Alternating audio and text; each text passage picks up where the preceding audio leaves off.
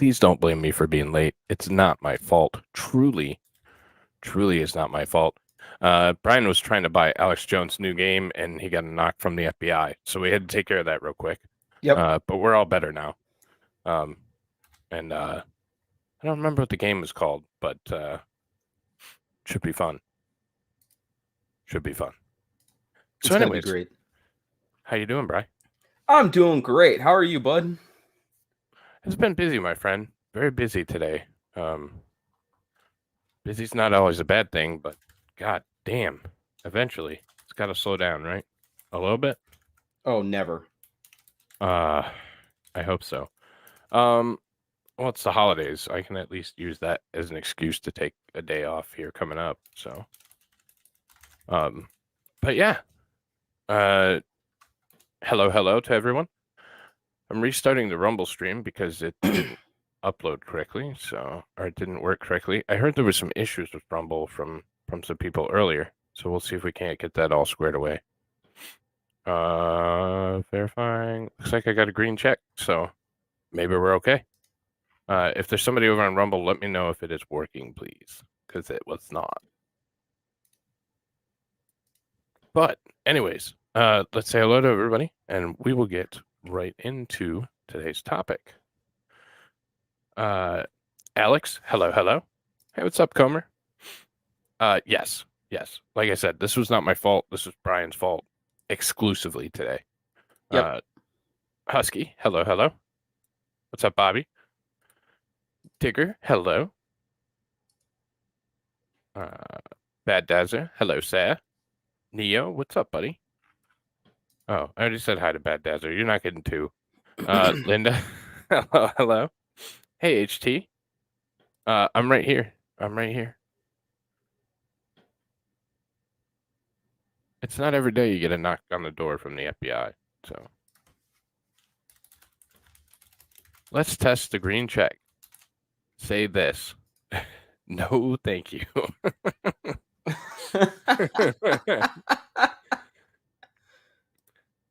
All right. Thanks for stopping by. We'll see you later. Posh Dazzer. Well, that fits, so we're good. So anyways, today we're going to be continuing on our trip. We'll be picking up right where we left off, and Neo's over on Rumble, and it is working. Yes, window. What is supposed to be working? Video. Yes. Yeah. Every once in a while, Rumble does not work properly, and you have to kind of reboot it. It's just another one of their kinks. Kinky fetishes. Ooh. Kink. But we love Rumble sometimes. Audio check, screen completely shattered. Thanks. Thank you for letting me know that. You'll get a new one in the mail in 7 to 12 business years. So anyways, yeah. So we're gonna get right into today. So if you remember where we left off, they had come back through the atmosphere. They had landed in the ocean off the coast of Hawaii. There is a aircraft carrier with President Richard Nixon on it, attempting to pick up the astronauts and bring them in safely. There also was a pretty comical moment where they essentially opened the capsule, threw in the suits that were supposed to not allow anything hazardous like disease or any kind of space virus to enter the capsule and infect the astronauts, or vice versa, enter the Earth and infect the Earth people. So they just opened the door, chucked it in, and closed the door real quick, like you do. We all know that stops viruses. So that was pretty comical. But now we have the military aircraft flying over it, the choppers, and we'll be rendezvousing the astronaut shortly. They'll come out to that Gulfstream-looking trailer. They'll talk to President Nixon through the glass, and we'll get some feedback from their experience. So that's kind of what we got on the slate for today. But yeah, let's get right into it. Unless you have something to add, bro. I will only answer that question for a super chat. Yeah. If it's racially if it's a racially sensitive question, it's got to come in the super chat, Bobby. I'm sorry, them the rules. The only way we can avoid it. But it's the only way we can weed out the bad questions and get true questions. We only give slight gaming advice every so often. Right. That's Like the only advice we give. Thanks, Digger. Yeah, get Alex Jones' New World Order game because Brian just did. I can't For wait to see him play it. 1776. Yep. Infowars.com. No, it's not. Oh, it's not It's not Infowars? there. Oh shit. It ain't there. It's on alexjonesgame.com. Oh, he made his own website. My freaking ears. What about your freaking ears? Oh my god, ow. Sorry. Oh shoot. No, you're good. You need a minute? No, I'm good. For some reason there was a pop-up that opened up on the Alex Jones website and it blasted my eardrums. It was just loud. Was it? Oh, I don't like them putting chemicals in the water that turn the friggin' frogs gay. worse. Was it that one? Much worse. Oh. Oh my god. Yeah, no, it literally felt like I needed one of those like hearing protectors that you give to like those children so they don't go ape shit in the middle of Disney World.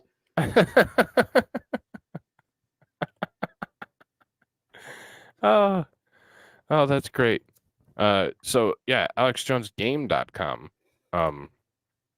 You defeat the New World Order and the frickin' globalist. They're turning the frickin' frogs gay. We don't want gay frogs, just gay bobbies. Am I right, boys? Indeed. Right. So, did you have anything relevant to the topic? Let's see here. No. God damn, I apologize for my ADHD. You are such a valuable member of this team. I don't know how we could do it without you. Love you, Brian. You know that. Oh, I know. Mm-hmm. All right. So, if that's all we got, we're gonna get started with the footage. Like I said, it's still a tad bit slow, but there is some commentary.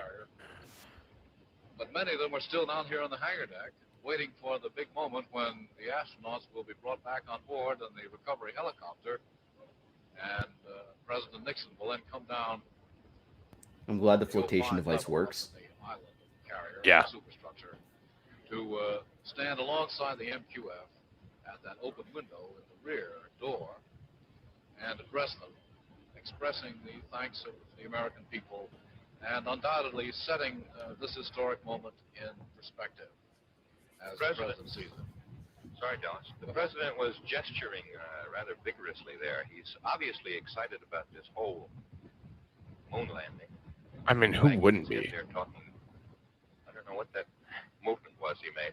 But nobody knows what that movement he's was he obviously made. very excited, and the reporters who came aboard last night. Was it bug this room or not bug this room? Sorry, that's. Than they have ever seen him since his inauguration. I think one of his nuts was bugging him. They're just a couple of miles away. Decontamination procedures have been completed, and Lieutenant Heidelberg is now in raft number 1. So they're in those big suits now that we saw last week. The astronauts in raft number 2 can very shortly now expect recovery number 66 helicopter to come overhead and drop the net so that one after the other they can climb up and they can be hauled up. Just imagine if the flotation device didn't work and they end up sinking like the goddamn Titan sub. Yeah. Get to the moon and back perfectly until you And land. die in the ocean. Yeah. Exactly. That'd be awful. So yeah, they basically, the recovery process is pretty interesting. They essentially and to see that they could actually do it with the muscle loss and stuff that they encountered. They actually had to climb up a net to get to the helicopter. So they just drop a big net and they have to climb up it like it's a blah blah blah. And 3 astronauts, and then one will have to scrub him. During the was they showed a film at one point of this scrubbing disinfectant process. Oh, we missed that. Scrub it up, dub. 3 men in a Very tub. close-ups of They're gonna get four naked guys and scrub each ramp other down with scrubbing each other. disinfectant. And somebody in the audience yelled out, "Rub That'd be dub my dub, favorite 4 part. men in a tub." There we go.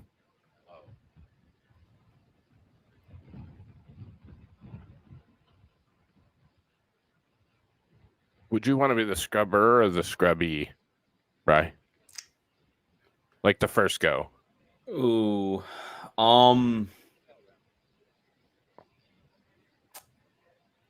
think I'd be the scrubber, you know? That's because you're a team player. You're a giver. Well, no, the better job that I do, the better job that they'll do. And not a lot of people have that mentality, you know? That's true. That's very true.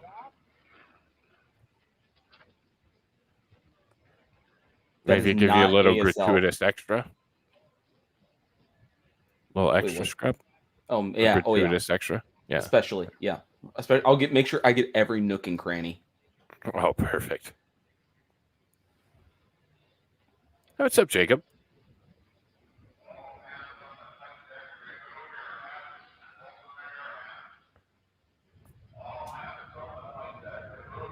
Alex, he's talking about a hand job. A job with his hands. Scrub. They physically scrub with their hands. Because that would be a hand job, right? I bet you they use like a sponge and at the end they just burn the sponge. Oh, probably. They just give them like a fucking like one of those giant sponges you use to wash your car with. Well, we really didn't know anything about it. We didn't know what to expect, didn't know what was going to be on people. We had very limited data on what potentially could even be brought back. So I understand the precaution. I think that was one of my questions with the sample return from the asteroid that we recently saw, is why they didn't at least quarantine it. They immediately opened it in Houston. You don't know what's out there, you know? I'd be more concerned with contaminating whatever the stuff is with our shit. That's true. That's true. Because I would love to see a bacteria that could survive in zero outside pressure conditions. That's true. And the temperatures and, you know, without any notable atmosphere of any kind. And then watch it just straight up get destroyed by alcohol. Yeah. It can live everything out in the vacuum of space. You like slap a little bit of alcohol on it.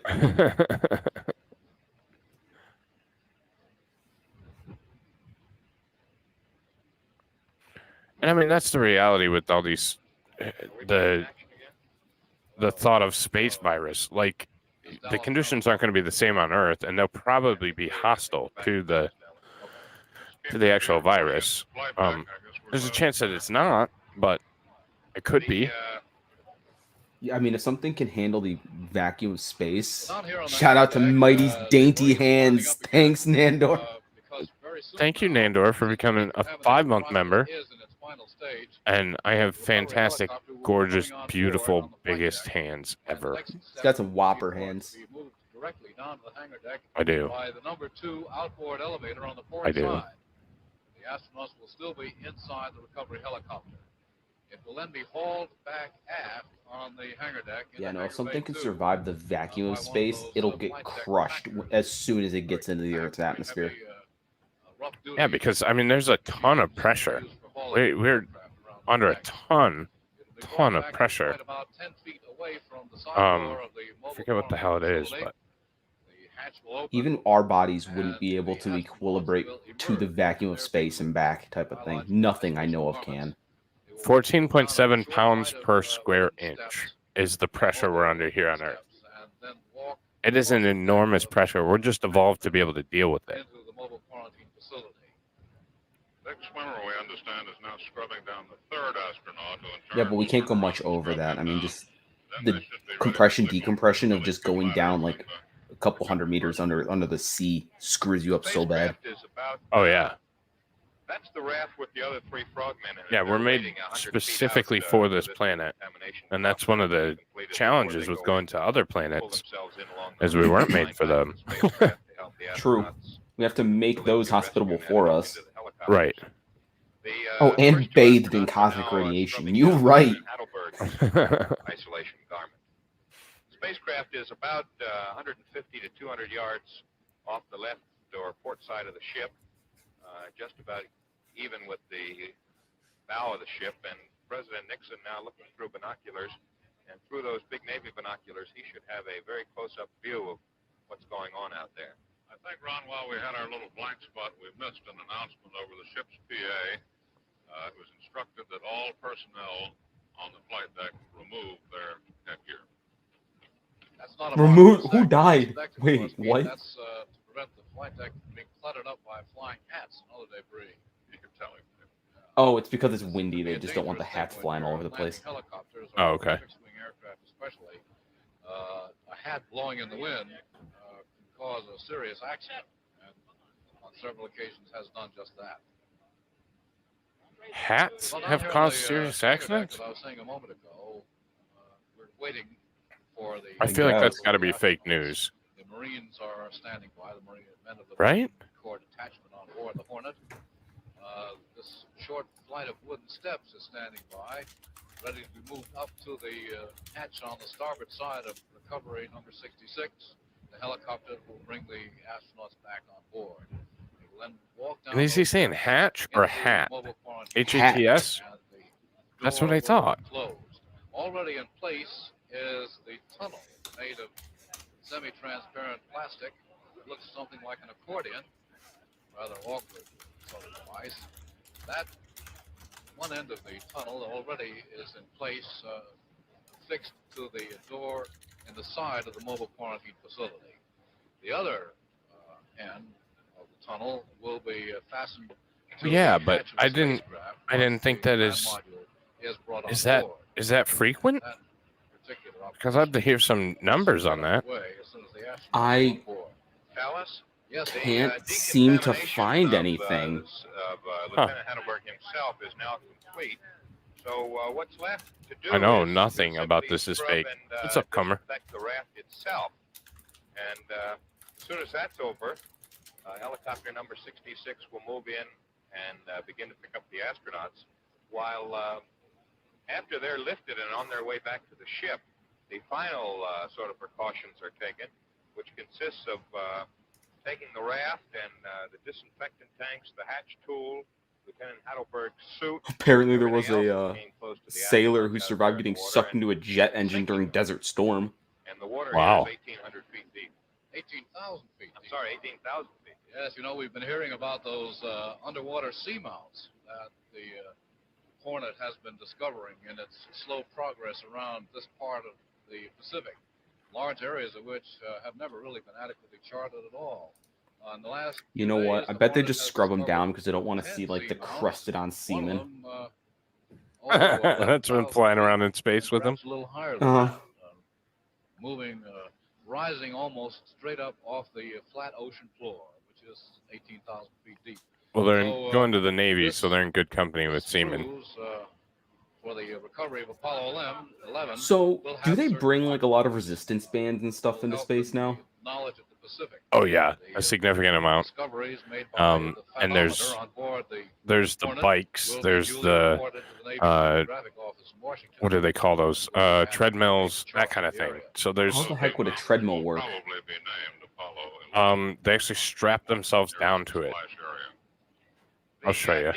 We'll look at it in a minute. On the ship reports, that's Dr. Clarence Jernigan, reports that as far as he can tell, there were no breaks or slips in the decontamination process, and so nobody got contaminated so far, and nobody will have to go into quarantine for 21 days except the astronauts. Ron, we have word now that recovery. Imagine being like just some dude who's Number trying to help 66 them out is and they fixing actually get its contaminated and have to approach. spend Pilot 21 this days by with those Captain fucks. Don Jones. So, Don Jones is now. So making his NASA second astronauts are required to astronaut work out recovery. at least First 2 was hours a day Apollo including weight training, aerobic exercise, including an treadmill and They've taken ergometer. some precautions in the helicopter itself against contamination. So Commander Jones, the pilot, and his significant co-pilot, portion of their Lieutenant day Chief Bruce is Johnson, is have just put on exercising oxygen to keep masks and started breathing pure oxygen. So in case the astronauts bring any germs into the helicopter, to keep from they loss of won't bone breathe mass in. and that kind of thing. The two So crewmen in the it's back been a of the concern, helicopter, bone muscle Chief Petty mass. Officer Norvell Wood, who is operating the hover So yeah, there's control that's another one of the Frank things with Borman, the whole Mars who was picked discussion up by this is, very same helicopter, I mean, you would have to have and the such very a same disciplined pilot, crew Jones, that was would watching, exercise same thing 2, as 4, 6 hours a done day. then. You started to talk about Chief Norvell Wood. Yes, he's the hover stick Right, you operator can't in the have back, and the man like, who and that's operates the also hoist, it's Chief going to be Petty really hard to Officer get Stanley women over there Robnett. because They they have suffer on from these, big osteoporosis suits, worse than men ice-fishing garments generally do. also. Right. They're going to lose However, the bone hood is mass pulled back and they have the very regular quickly. flight helmets Yep. on with an oxygen mask and a filter. And again, the idea is not to breathe in any germs because men are astronauts may superior. have. Truth. Dr. Carpentier, the astronauts' doctor on board, will be helping the astronauts into the aircraft, into the helicopter, as they're hauled up in the net. And Wood, Chief Wood, who's working, as you say, with the hover trim, will have no contact with them.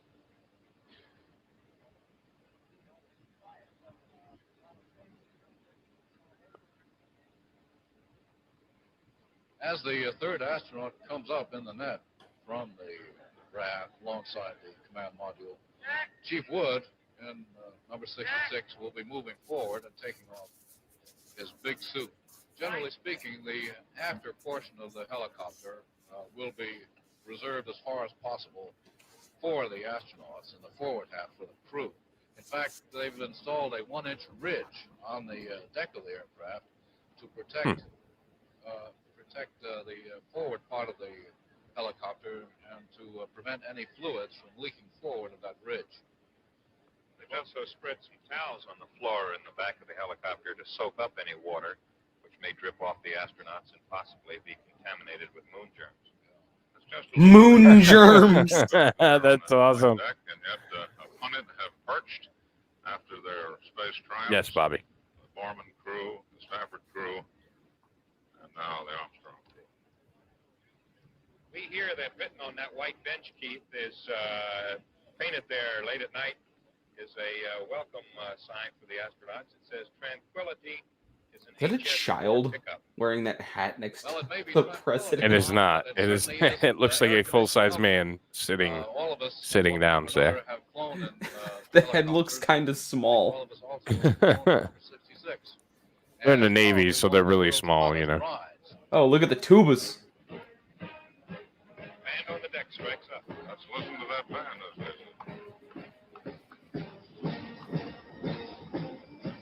President's applauding as they play Columbia, the Gem of the Ocean.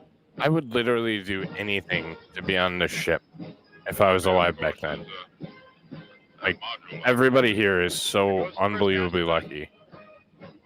Up in the Billy Q net. Up in the village net. Hold on, is that one of the astronauts that they just hoisted up there? 40 feet from the sea to the helicopter door. They have instructions. Oh, in the they're not doing the helicopter, net two crew in members this Yeah, one. it is a net. That looks like a hammock. Not to touch the astronaut. There was like a climb-up net at one point, though. Will Ah. help the astronaut out of his. That's where AIDS came from, moon germs. President Nixon requested that the band play Columbia, Gem of the Ocean. This is where the CIA found Written it. on the bottom of the helicopter is another welcome aboard for the astronauts. It says, "Hail Columbia." Anything even join the Navy, That I would helicopter consider was, it. on the deck, and I peeked underneath, and they had the old sign from the Apollo 10 recovery saying, God, you "Hello join there, the Charlie Navy is Brown." a perfect place But for the you. last A minute lot they of booty had the hole new touching. welcome on saying, "Hail Columbia." So when I'm the too astronaut too rides up tall the to ladder, join the Navy. he sees it painted on the bottom of the You are. helicopter 66. Yeah. Yeah. You're like, what, 6'4", right? 6'3", 6'2", somewhere in there. Here goes the second astronaut. I had a buddy who's like Down here in the helicopter. maybe like 5'10", and even then he was still a little too tall. Yeah, they like the little shorties. John Hirosaki, the They're on a NASA boat, project so it's Like them they're not twinks. terribly who had tall. a lot to do with developing Yeah, He's on they a are. sub, though. facility, has been spending most of his I don't time know that I on can the do deck that. inside it, along with Dr. Carpenter. Partially claustrophobic, And, so Yeah, John no. Hirosaki is a busy man right now. By partially, I mean He's very. making his very final preparations. Yeah, he was These are he final was in the minutes before subs the during astronauts like the come whole on like board. COVID times. Oh It's been shit! about an hour exactly, Dallas. So they were since like splashdown, under some pretty and one severe more rationing and astronaut stuff to like go. that because they wanted to prevent them from it going looks to like, dock as much as they've, possible. beaten the timetable Wow. by about 18 or 19 minutes and are just about doing it in exactly the same time it took during the dress rehearsal the other day.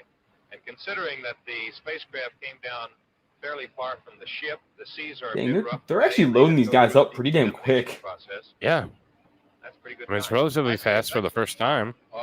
You know, actually, Ron, I think that they didn't spend as much time Just on scooping them up in the decommissioning hammock and as just they had sending in them some up. of the simulated Mhm. recoveries Hey, I AP. watched. It seemed to me it went very fast. Is this We're be the waiting third now guy? for I the think third so. and last astronaut to be Mm-hmm. pulled up to the helicopter. Then they'll come aboard. There won't be that flight deck welcome ceremony with the red carpet. There he goes. 1 Last yard, astronaut 1 going foot, up. 4 hands, There and won't be the 5 flight inches deck tall. welcome ceremony because they've got to go right. 4 to of my hands. Jesus Christ, you're 8 feet However, tall. Ron, there will be a ceremony down here on the hangar deck. The Marines will present military honors. The Navy band will move down here from the flight deck where it is right now. The president will be appearing very soon after the astronauts finish their initial medical inspection, so that the routine flight deck ceremony, which has become so familiar over the past few years, will actually be supplanted by something a good deal more spectacular down here on the hangar deck. After all, this is the first time in history that the President of the United States has been on board the recovery carrier to greet the returning astronauts. A sign of the importance that President Nixon attaches to this historic moment in manned space flight. The third astronaut is now in the helicopter. The door is closed. The helicopter is going to come back to the ship now. So the astronauts have been to the moon and back, and they've come through the last dangerous part of the flight, which was the re-entry. And Oh, I thought it was the chopper. it's all over now. Yeah, They're going into really. quarantine. I've seen too many pink Well, I mist think we ought to videos from mention right here, choppers. Ron, that we are about 906 statute miles southwest of Hawaii, moving up a couple of hundred miles along the track from the original splashdown point, which means that we're a good deal closer to Pearl Harbor than we would be otherwise. In fact, we're about 10 hours ahead of the point where we would be at this time if we adhered to the original schedule. And there had been some talk during the night here on the Hornet, as you know, Ron, that perhaps we might make Pearl Harbor by Friday night instead of Saturday morning. But the last I heard from NASA officials was that the original schedule would be followed, and the captain plans to have the carrier tied up at Berth Bravo in Pearl Harbor at 9 o'clock Saturday morning. All three astronauts are now on board helicopter number 66. The helicopter is loitering out there a bit, as Commander Jones said it would. This is to give the two crew members in the back a chance to come up forward and take off their isolation garments, and leaving in the back of the helicopter only Dr. Carpentier and the two astronauts. This will probably be the photo chopper coming in. They're generally the first to come in. They had a helicopter just for photos. They wheel around Apparently. a wide circle, and they'll make a formation. And swim one chopper that still has Frogman aboard will come up tight on Commander Jones's wing, just as a precaution. And swim two, Pete, will just stay out there. They're so close together. That made me so nervous. Oh, yeah. Dropped into the water alongside the command module, who helped in the recovery of the astronauts. They will stay with the command module until it is alongside the starboard side of the carrier. The orchestration of such a recovery like this is just, it's impressive. Aboard the carrier in cargo nets. I think you mispronounced expensive. Renewed signs down here on the hangar Also deck. very Presidential expensive. Presence. Secret Service men are reappearing on the hangar deck. But it was worth it. But my Russian, Up here. I'd rather pay for this than send more money to President Ukraine. has a, overhang on that bridge, so he's Same. not getting wet. We believe the president may have moved off the bridge.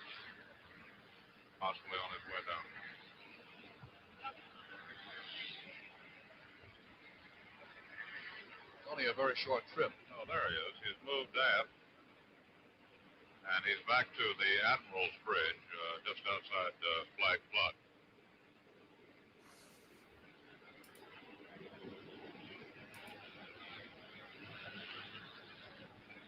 There's 66 coming in. Land by elevator 2 for its descent. No baseball caps this time, no handshakes. These astronauts headed for weeks of isolation.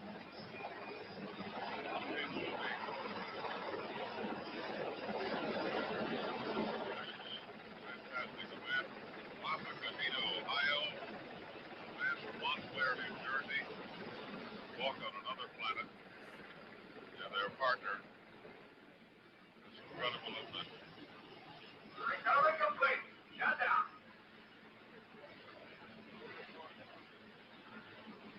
Like the crew. Off. Anything else? My God, stop running around near the helicopter. Back window. No applause. The band is silent.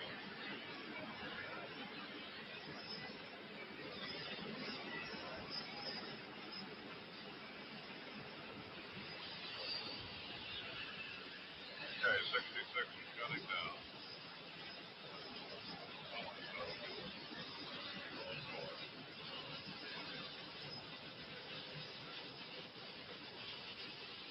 See the pilots. And the cons. With their 100% oxygen masks on, that's their Seems like a bad idea to breathe 100% oxygen. It is. Wait, who's breathing 100% oxygen? They said the masks that they have on are 100% oxygen at this point. There goes the band. We will probably have an instant salute as they. Because it's only, our atmosphere is only 21% oxygen. So it's mostly nitrogen. Yeah, anything higher than that, things start to kind of combust. Mm-hmm. And it gives you kind of a euphoric high as well. You get pure oxygen.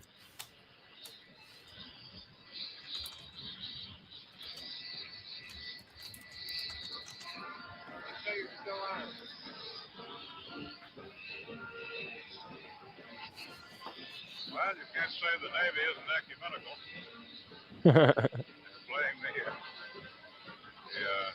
Air Force song. Of course, Commander Neil Armstrong is a civilian, but he once was a Navy man. However, you do have the other two members of the crew, Air Force man Buzz Aldrin, full colonel, Mike Collins, lieutenant colonel, both graduates not of the Air Force Academy, but the United States Military Academy at West Point. Keith, I don't know. In if very you tight noticed, places, but, pipes, caves, almost under buildings, as you can just think of the helicopter straight landed, jacket as construction as a Keith ran hug, out close and suffocating hug struck from a a dirt. third See, it's not symbol scary. of a spacecraft from the Bullshit. nose. Oh, we got 3 decals now. I am a very And big also, dude. They radioed from the helicopter to the bridge. Now it's Hornet plus Is the 3. band That's playing the John photo Philip of this Sousa? trip, and you see buttons all over the ship. In other words, all the men who went out with the Hornet I are can't coming hear him back plus anymore. 3 more. I don't know. Like I can hear the. It's got Apollo decal for Apollo 8, Apollo 10, now Apollo 11. I know the Probably. helicopter can make that statement. That was Chief Bradley, the line chief of Helicopter Squadron 4, who ran Like out I and put can't that hear it other enough to. spacecraft symbol on, and between them also a talking sign and the saying Hornet plane. plus 3. Yeah. You can't see in the back there. It's just too dark through that window. Dr. D, he's talking. NASA Recovery Chief John Stonecipher. So are they deputy. escorting this thing inside Ben them? James are on the elevator. I believe they're gonna pull it Oh, in Dr. Snelkin, who leaped at forward least to pump their in hands enough and for them to came out get of the into their makeshift helicopter chamber. this time. There you see a close-up of the new symbol. Oh, that's cool as shit. Look at the capsule on the side of the I helicopter. love Apollo it. 8, Apollo 10, and Apollo 11. President Nixon seems genuinely moved by this moment. Oh shit. I just looked it up. Breathing 100% oxygen can give you acute oxygen poisoning. Crews getting out, 3 of them anyhow. Wow. They leave 1 man Huh. in the helicopter. It can collapse your unable to ride the alveoli. brakes. It's a rule on helicopters that you don't Yeah, move it's the not. helicopter It's unless not somebody terribly with their good. foot That's on why the we brake don't read it. starts rolling toward the edge. Number 3 elevator will be leaving in 1 minute. Then they dump the contaminated helicopter overboard. Wait, what? Out here on the hangar deck, Is this true? balls in readiness for the big moment. Number 3 elevator on the port side God, I is would still hope in so. the raised position.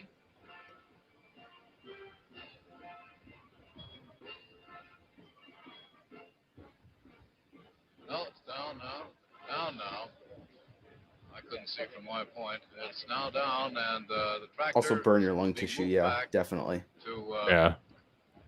haul the helicopter. I mean, it would off not be the ideal. Number 2 It's For elevator not. sure. It's not good. back here to its position alongside the mobile quarantine facility. Band still playing joyously up on the flight deck. President Nixon is still on the flag bridge. We expect he'll be coming down soon. Here comes the number 66 being hauled inboard from number 2 elevator very slowly by the tractor. Yeah, so they're gonna bring it in so they can get into their. Pull it straight across the ship, and it will then be backed by the tractor. Oh, they're gonna back it right up into that enclosure that we saw. To move it around in the correct position. There it goes. Now the tail of number 66 is pointing aft along the hangar deck.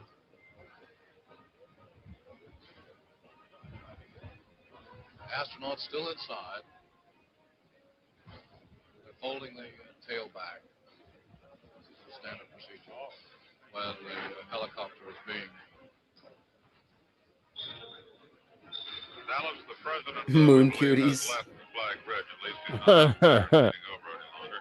Right. And the gaggle of photographers seems to be following inside. It's possible that the president's schedule at this point may indicate some little departure from what had been projected originally. We've been speculating all along that the president wouldn't just stay up there on the flag bridge all this while. And he No, may hell no. He's gonna come down and get involved. across the ship. Why wouldn't he? It's But he's good not for his expected down here again numbers. for about 40 minutes. Yep. That will give Auga. Dr. Carpentier, the astronaut's position. Plus, if you're able to, why wouldn't you go down and talk to the astronauts? On the I would. astronauts. Well, there's no doubt that they're in good condition on the basis of what we've heard already. And after about 40 minutes, the president will come down here to the hangar deck and will make that personal statement to the astronauts. It's quite possible that they will be able to say something to him because they'll be wearing lavalier microphones around their necks, and anything they say will be carried by loudspeaker to those of us gathered here on the hangar deck. Oh shit. Large numbers of sailors behind the lines, standing there, waiting to watch this historic moment, the first appearance of the astronauts before anybody. But I still think it's so cool how they fold up the planes like that, the planes and the choppers, so they can fit more on the carrier. Dr. Don Stolken walking along the blue path. He's the chief of the NASA recovery team on board. Talking now with John Stonecipher, the assistant chief. Helicopter being moved slowly back here with the flight deck crew in the yellow jerseys. Man up ahead about to blow the whistle for it to stop.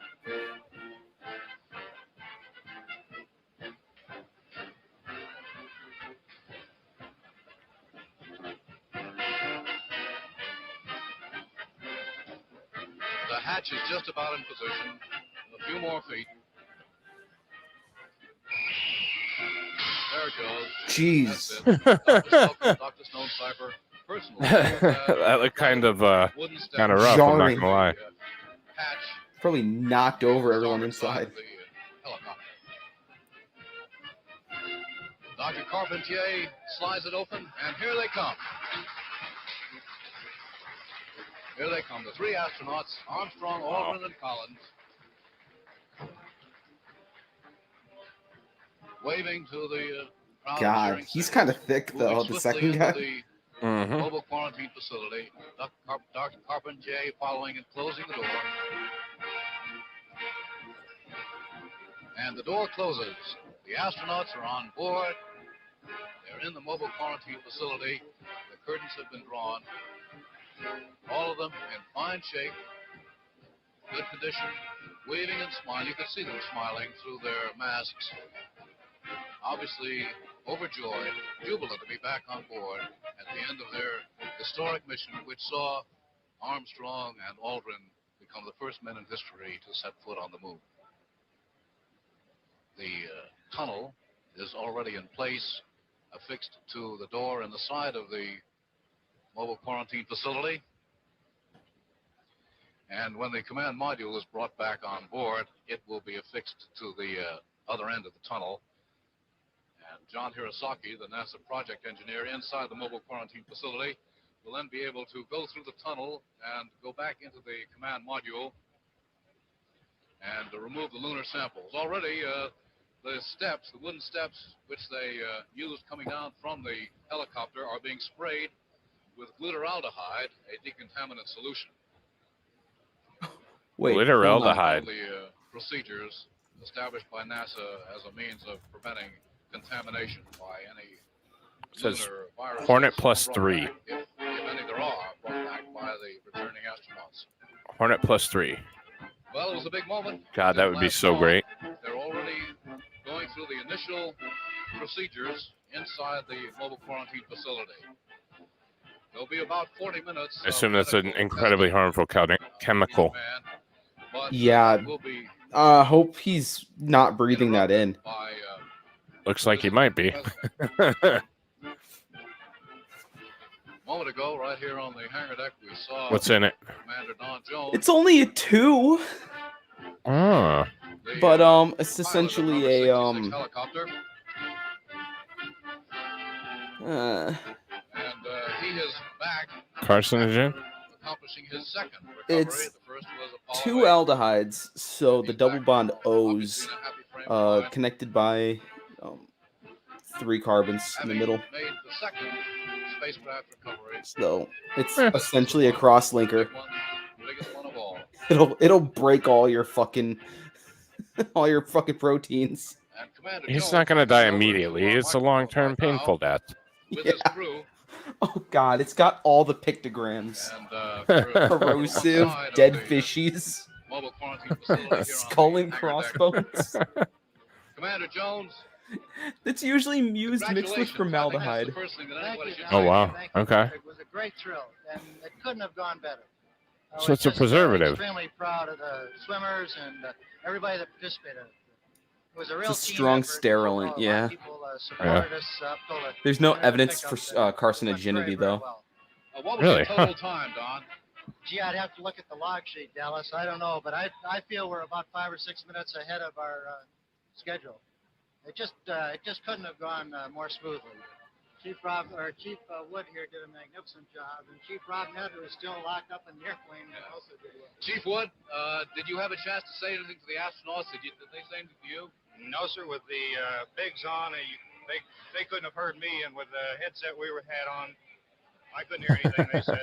Their Yeah, actions formaldehyde is indicated used to they preserve were, bodies. cheerful Yeah. all the way through the entire procedure.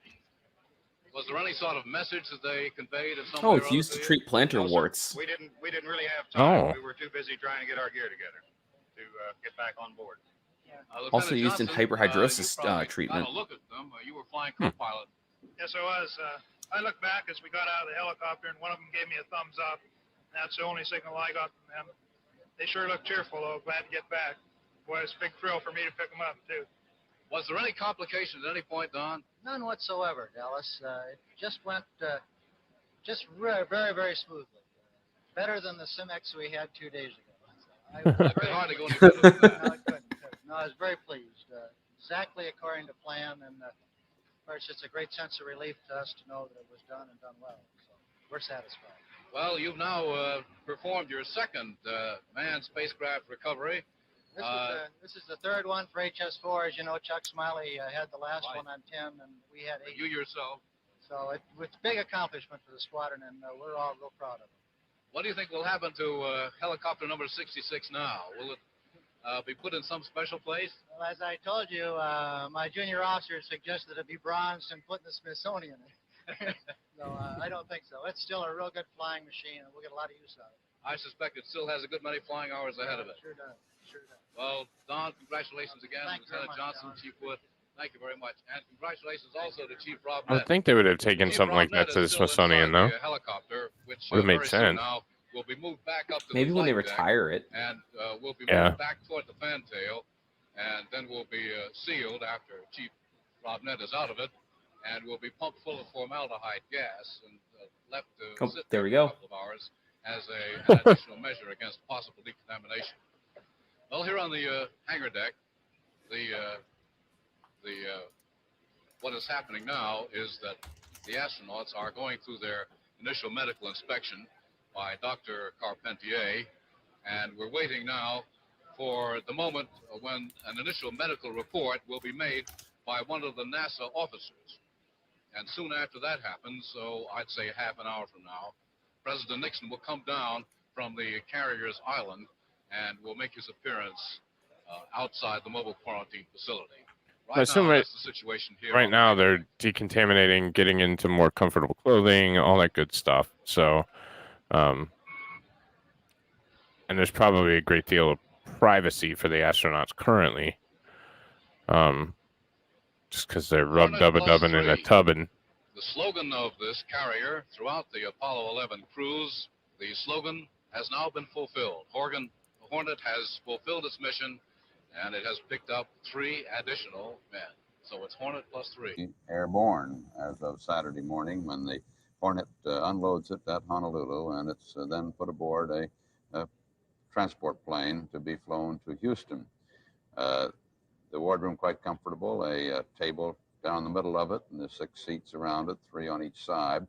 Then as you go on down through the trailer, that's on this end of the trailer. That's what they entered through that door. Formaldehyde is natural in the human body? I didn't know that. On into the dressing facilities. And then on that wall is the vast control panel, and it's an immense thing. It looks like an aircraft cockpit itself, practically, because it has to constantly monitor the environment in the space, in the trailer. They've got to keep the air flowing in there, of course. It's got to monitor all of the outlets and the intakes. It's got to monitor all of the communications facilities. It's got to monitor all of the electrical flow to make sure that there are no fires, of course, in the closed environment in there. And then when does Nixon actually come down? Next door yeah, it's about 20 minutes. Kitchen, the galley of this little trailer. That has a special. It's so cool to have footage of this kind of stuff so intimately too. Which they will like that's pretty impressive. And by keeping the pressure. Oh, look at these idiots who can't even memorize their music. Inside, just a little bit lower than the pressure outside of that trailer. Anything when that thing's open, passing through a little trap in there to pass food and so forth in. If there were any germs about, because of the pressure, they'd be kept inside of the trailer. The gas tends to flow in rather than out. That's the idea, right? And then in the next area, 6 bunks, comfortable enough, not exactly like a bed at home, but comfortable bunks, also with straps to keep them strapped in while they're flying, and then the shower and toilet facilities on beyond that. CBS News coverage of the recovery of Apollo 11. Flying. They're going to fly that thing out of here. Wait, what? They literally just said there's straps to strap them in while they fly them out of there. Oh, no shit. Or while they're flying. So they fly the Airstream camper out of the... Oh, God. Why are we black screen? Oh. Traditional manner of celebration in the colonial states. We've been seeing the beginning of the quarantine procedures instituted for this flight to protect us from any harmful life that could possibly have come back from the moon, and to protect any tiny piece of life that might exist from being destroyed by our contamination. David Shoemaker has a report now on this quarantine procedure from the beginning of splashdown and the controversy that surrounds them. It is at this point in past missions that bands started playing, the astronauts shook hands with the recovery crew and made little speeches. Marsades. This time, they'll be treated like they had the plague. For, though the odds are extremely small, there's a chance they may. To guard against the possibility they've brought back some microorganism that could contaminate the Earth's atmosphere, the astronauts and frogmen have spent a good deal of time practicing recovery procedures. The first preventive steps are taken even before splashdown, as the astronauts seal the suits they wore on the moon in plastic bags and vacuum clean themselves. Special filters in the oxygen system should remove any bacteria which have found their way inside the astronauts' lungs. Once on the water, Armstrong, Collins, and Aldrin will put on special overalls and masks before getting out of their spacecraft. The outfits are formally called BIGs, for biological isolation garments.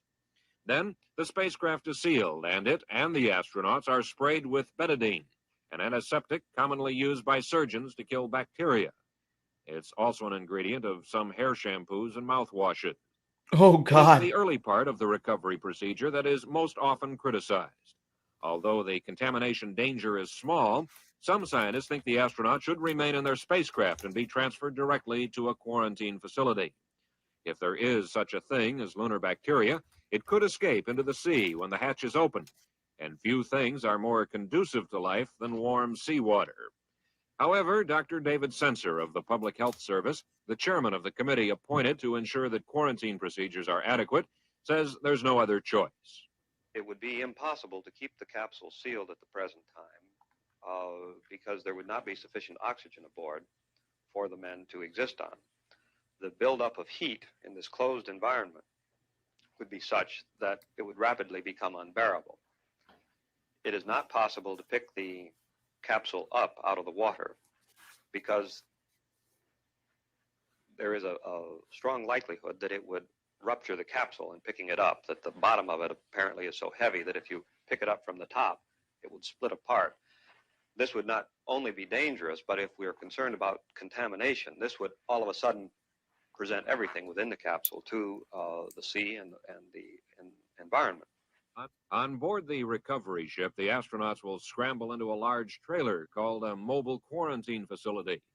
This will be their home for the next several days, as by ship and plane and truck, they are returned to the Manned Spacecraft Center in Houston. Parts of the trip, particularly the transfer off the ship at Hawaii, seem almost as hazardous as anything they've attempted in outer space. From Hickam Air Force Base outside Honolulu, the astronauts will be flown directly in quarantine to Ellington Air Force Base near Houston. Beside a doctor, the only other man to come in contact with the crew up to this time will be John Hirosaki. Hirosaki helped design the entirely self-contained transporter and will operate the power and air conditioning systems to be sure the total isolation is maintained. Mr. Hirosaki, are you worried about the possibility you might wind up with some dread disease, some plague? No, I'm not, really. I think the probability of contamination is extremely remote. What does your wife think about this job you have? She thinks it's very interesting. However, she doesn't particularly agree with the extended quarantine period. Besides preparing the lunar samples and passing them through to the outside, Hirosaki will function as chief cook and bottle washer for the astronauts during the trip back to Houston. Inside of here, we do our food preparation of airline-style meals. All we have to do is thaw the meal out, place it inside the oven, and then cook it for a preset time limit. Living inside the transporter is about like living in a house trailer, though the beds are a lot less comfortable. There is provision for a sixth man inside, just in case someone, a frogman for instance, should accidentally come in contact with the astronauts during the recovery operation. But other than Hirosaki, the only outsiders scheduled to share the first days of quarantine with the astronauts will be a young NASA flight surgeon, Dr. William Carpentier. We're really following them based on clinical experience. There's no new innovations, no new things that we're doing. We're following them like any physician would follow a patient for any signs of infectious disease. There are no particular tests that you plan to run here that are any different from the return from any mission? Not really, because we've had all through the Apollo program, we've been running the same kind of test that we will be running after the 11 mission. And basically because some of the tests that are running, you want to see if there's any change in their response just from space flight alone, especially in the area of immunology and biochemistry, hematology. So we will be running essentially the same protocol that we have been running on the previous Apollo flights.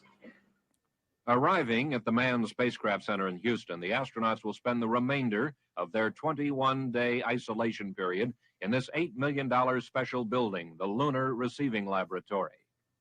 Dr. P.R. Bell is in charge not only of the $8 million? astronauts, but of Holy the cow. samples they have brought back from the surface of the moon. We then get them into the vacuum laboratory and put them in some glass-free cabinets where the cabinets are tight so no gases leak in or out. And then these outside wrappers, which are put on to protect them, are stripped off, and all the terrestrial organisms that came from the astronauts and went on are sterilized off the outside of these boxes with things that are guaranteed to kill terrestrial spores and microorganisms. And then these boxes are washed and dried and then taken to the vacuum system and opened, and the samples are taken out and looked at. We photograph them. We chip little chips off of some of the pieces, most of the representative pieces, to send down for the biological quarantine testing. And then we photograph where the chip came off and the chips themselves, and we take some small chips for physical chemical testing to tell roughly what kind of materials, roughly what the chemical composition is, and a number of these things. But generally, most of the samples remain in the vacuum system, then sealed up in cans. Nothing more American than that. Cans, waiting for the time when the quarantine tests are finished and we know they're safe to be distributed to other principal investigators. For every question we answer, 1,000 will grow in its place as a result of these measures. The Airstream, was that just for transport? Basic questions answered. For sure, whether the moon was once melted. Yeah, my understanding is sure, it's how to long these Houston. rocks So sat on the surface of the moon. So then they get And I'm here, from- and then they finally probably have like How their own long, rooms and shit it like was that. since these very rocks were yeah, that's the crystallized, the they were facility able to that they were melt just once, talking they about, I formed in believe. whatever I form would they are assume. now, or so the time they were put together as a rock. How long was that? And a number of things of this sort we hope to find out. The astronauts, meanwhile, will be serving out their time in this living area while doctors watch There for you any go. Okay, signs there. of lunar illness. They will have more company now, though. 17 scientists and technicians who are working with the samples join them in quarantine. Most of the newcomers will live in a large dormitory. As a result, men only on the lab crew. To make the wait as comfortable as possible, the astronauts will each have a private bedroom and an exercise and game room. An isolation period of 21 days was selected only because that's the normal incubation period for contagious diseases on Earth. It is assumed that if lunar diseases do exist, they will behave about the same. And that is only one of the assumptions that bother critics of the quarantine procedure, men like biologists. One Martin hell of an Alexander. assumption. To protect ourselves, even accepting the remote likelihood that there is life on the moon, to protect ourselves, we should have a far more rigorous program, one which would undoubtedly cost more money. But I might point out that the entire Apollo program cost $24 billion, only a small sum of which has been devoted to the lunar quarantine. I would say that one ought to accept that there is a finite probability for life being on the moon and have a very good quarantine program, or assume that there is indeed no life on the moon and have no program at all.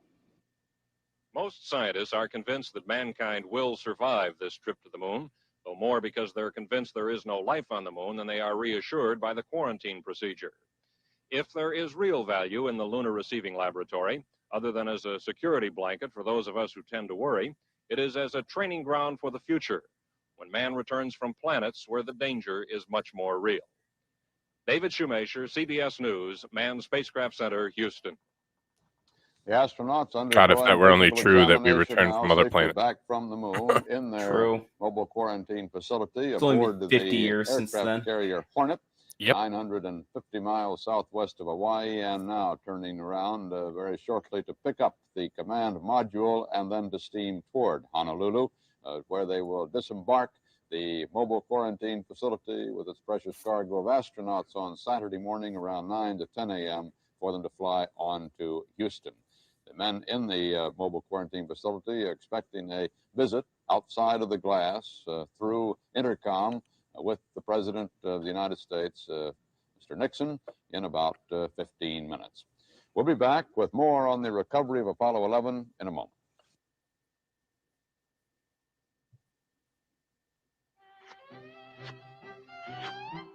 In the spring, a young man's fancy turns to thoughts of love. Oh, hey, yeah, more commercials. If he's a gopher like Gerard, his first love is telephone cable. What? Gophers love to gnaw on it. They can shred an ordinary cable to pieces. But today, Gerard is in for a surprise because his lunch is wrapped in steel. Western Electric makes underground cable that way for the Bell telephone network to resist corrosion and moisture and to discourage Gerard and his friends. We've got nothing against gophers, but either Gerard gives up his lunch or you give up your I phone love this service, commercial. and we'll do anything to prevent that. But don't feel too badly about Gerard. Remember, it's spring. Western Electric. We make Bell telephones. We Oh, also he's make getting the some. underground cable that gophers Oh yeah, don't he's go smashing for. that lady gopher. Western Electric. Oh, maybe not. Manufacturer Now he and looks like a supply unit hillbilly. of the Bell system. As the astronauts wait in their mobile quarantine facility, as they have physical examinations and wait for President Nixon to come down to that deck to talk to them through the glass, there's some pretty good news for the people in Houston who are anxious to see and cheer the astronauts. They're going to arrive down there, it now appears, between 4 and 8 p.m. on Saturday instead of in the early hours of Sunday morning. The whole schedule is moved up 6 to 10 hours, they say now, partly because the landing area was moved some 250 miles overnight. That saves considerable steaming by about that amount, 6 to 10 hours, by the aircraft carrier Hornet on its way back to Honolulu. And so the astronauts should be getting home at that early hour Saturday. Home to them, however, is still the quarantine facility David Shoemaker was telling you about a moment ago until at least August 11th. Bruce Morton is at the Manned Spacecraft Center with Dr. Wilmot Hess, the Manned Space Center's Director of Science and Applications, and they'll tell us what will happen to the moon rocks now and what they hope to learn from them. Gentlemen?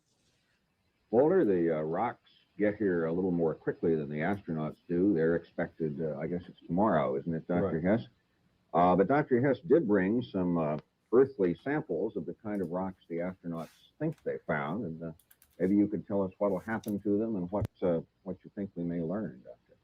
Fine. First, let me describe one of these, which might in fact be somewhat similar to one of the ones that the astronauts bring back. This is a vesiculated basalt. Now, what that means is it's a rock which is made as the result of an igneous process, a lava-like rock, with little holes in it, little vesicles. And those vesicles are where air or some gas was formed and popped or made a little bubble inside, and you're seeing the results of those bubbles. So the astronauts did describe vesiculated materials, rocks with little holes like this in them, which would seem to indicate an igneous rock rather like this. They also described phenocrysts. Now these are simply larger crystals embedded in some ordinary rock, and this rock happens to have them. These white crystals here are a kind of feldspar, which you would call phenocrysts. So this, in fact, might be something like the rocks that the astronauts have brought home. And interestingly enough, this comes from the craters of the moon in Idaho. You've got a little sparkly one there, and I remember some talk about rocks on the moon that sparkle. Yes, this is a biotite. The astronauts also talked about biotite, and this is a kind of mica. I think you can see that it's shiny. It reflects light. And probably that was the characteristic of the material that they were referring to.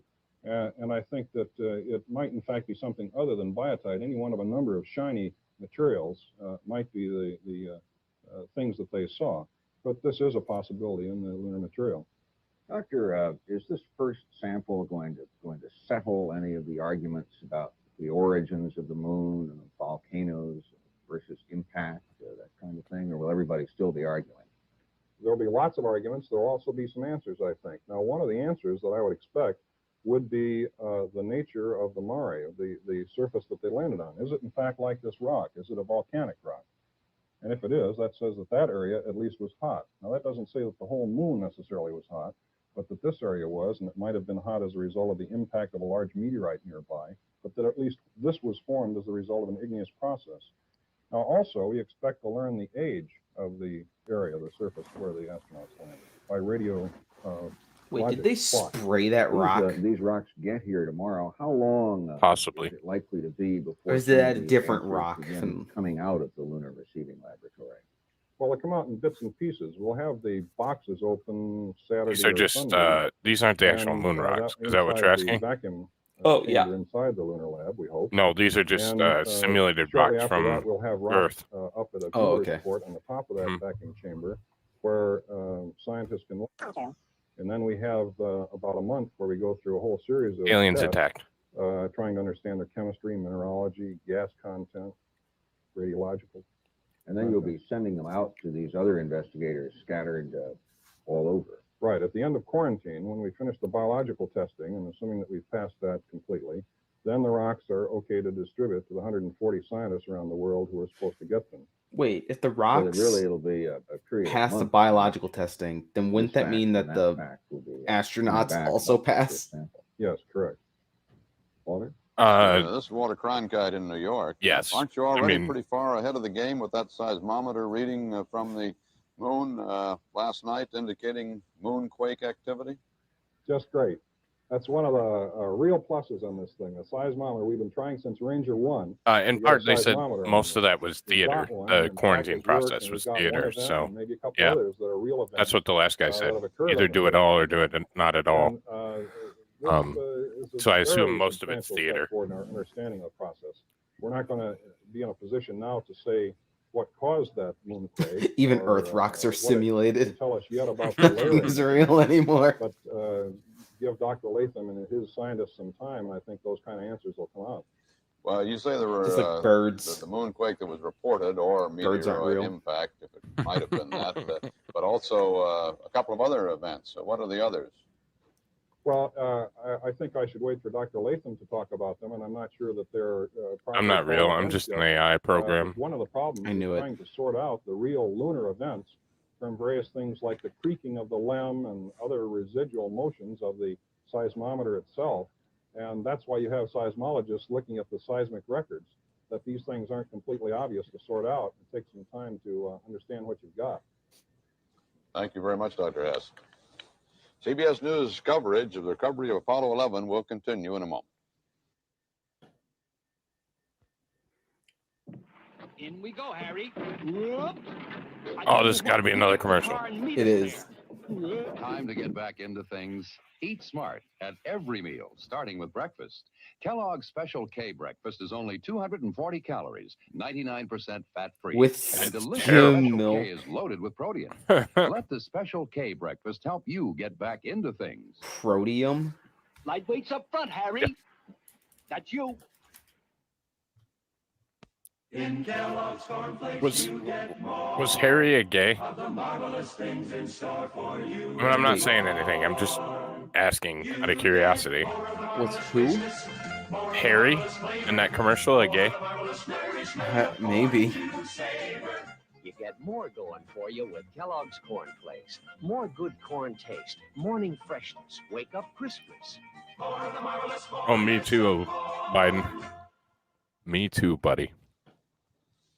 We can see on our monitors that there on the aircraft carrier Hornet, the group is beginning to gather, that is guards and cameramen and so forth, around the mobile quarantine facility, awaiting the arrival of President Nixon, who will, through the glass there, talk to the astronauts.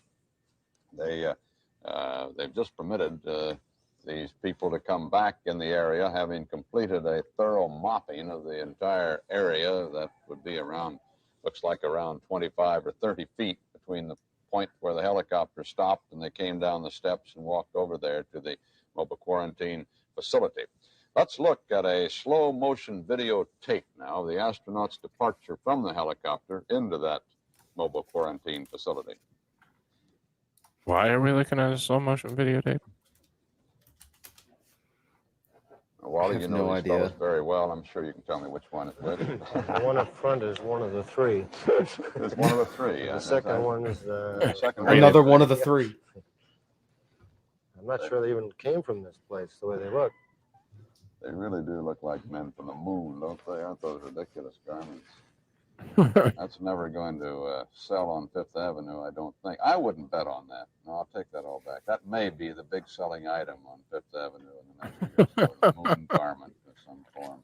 Probably with openings in the side. If the smog gets worse, it will be. That's right, Arthur. I wonder if they sell Maybe suits a like guess, these. I bet funny. The first is Neil, the second is Buzz, and the third Ish. Yeah, I mean they sell Tyvek suits now. find out. No. Like exactly the same, like decoration wise and everything. Christmas or Halloween costume. I'm sure they We do. haven't been told even as to what order they send it into the helicopter. It really doesn't make that much difference. We didn't have a close-up on them, and as near as we could tell, the ascent to the helicopter was entirely without incident. Hang on, I'll show you. George Miller back there clapping away like mad. He's pretty happy. The deputy director of the program. These suits look like a little like those from Rocket Ship XM, don't they, aren't they? Or even earlier science fiction movies, I think. Grade B. Big waves from the fellows. This whole walk in real time took about, I wouldn't say it took over 15 seconds. It was very fast. Those were their instructions to move right Because along. they're on the moon now, don't they? The way they're walking. But in real time, when we didn't have even a chance to comment on it, they were remarkably stable for having been in flight for over 8 days. You can get stop it, Spacefoot. You can get a replica spacesuit. I've been trying to get one. How much is the price? $3,000. Oh my god. It's custom made and it's really fucking cool. Like $2,800 subtotal.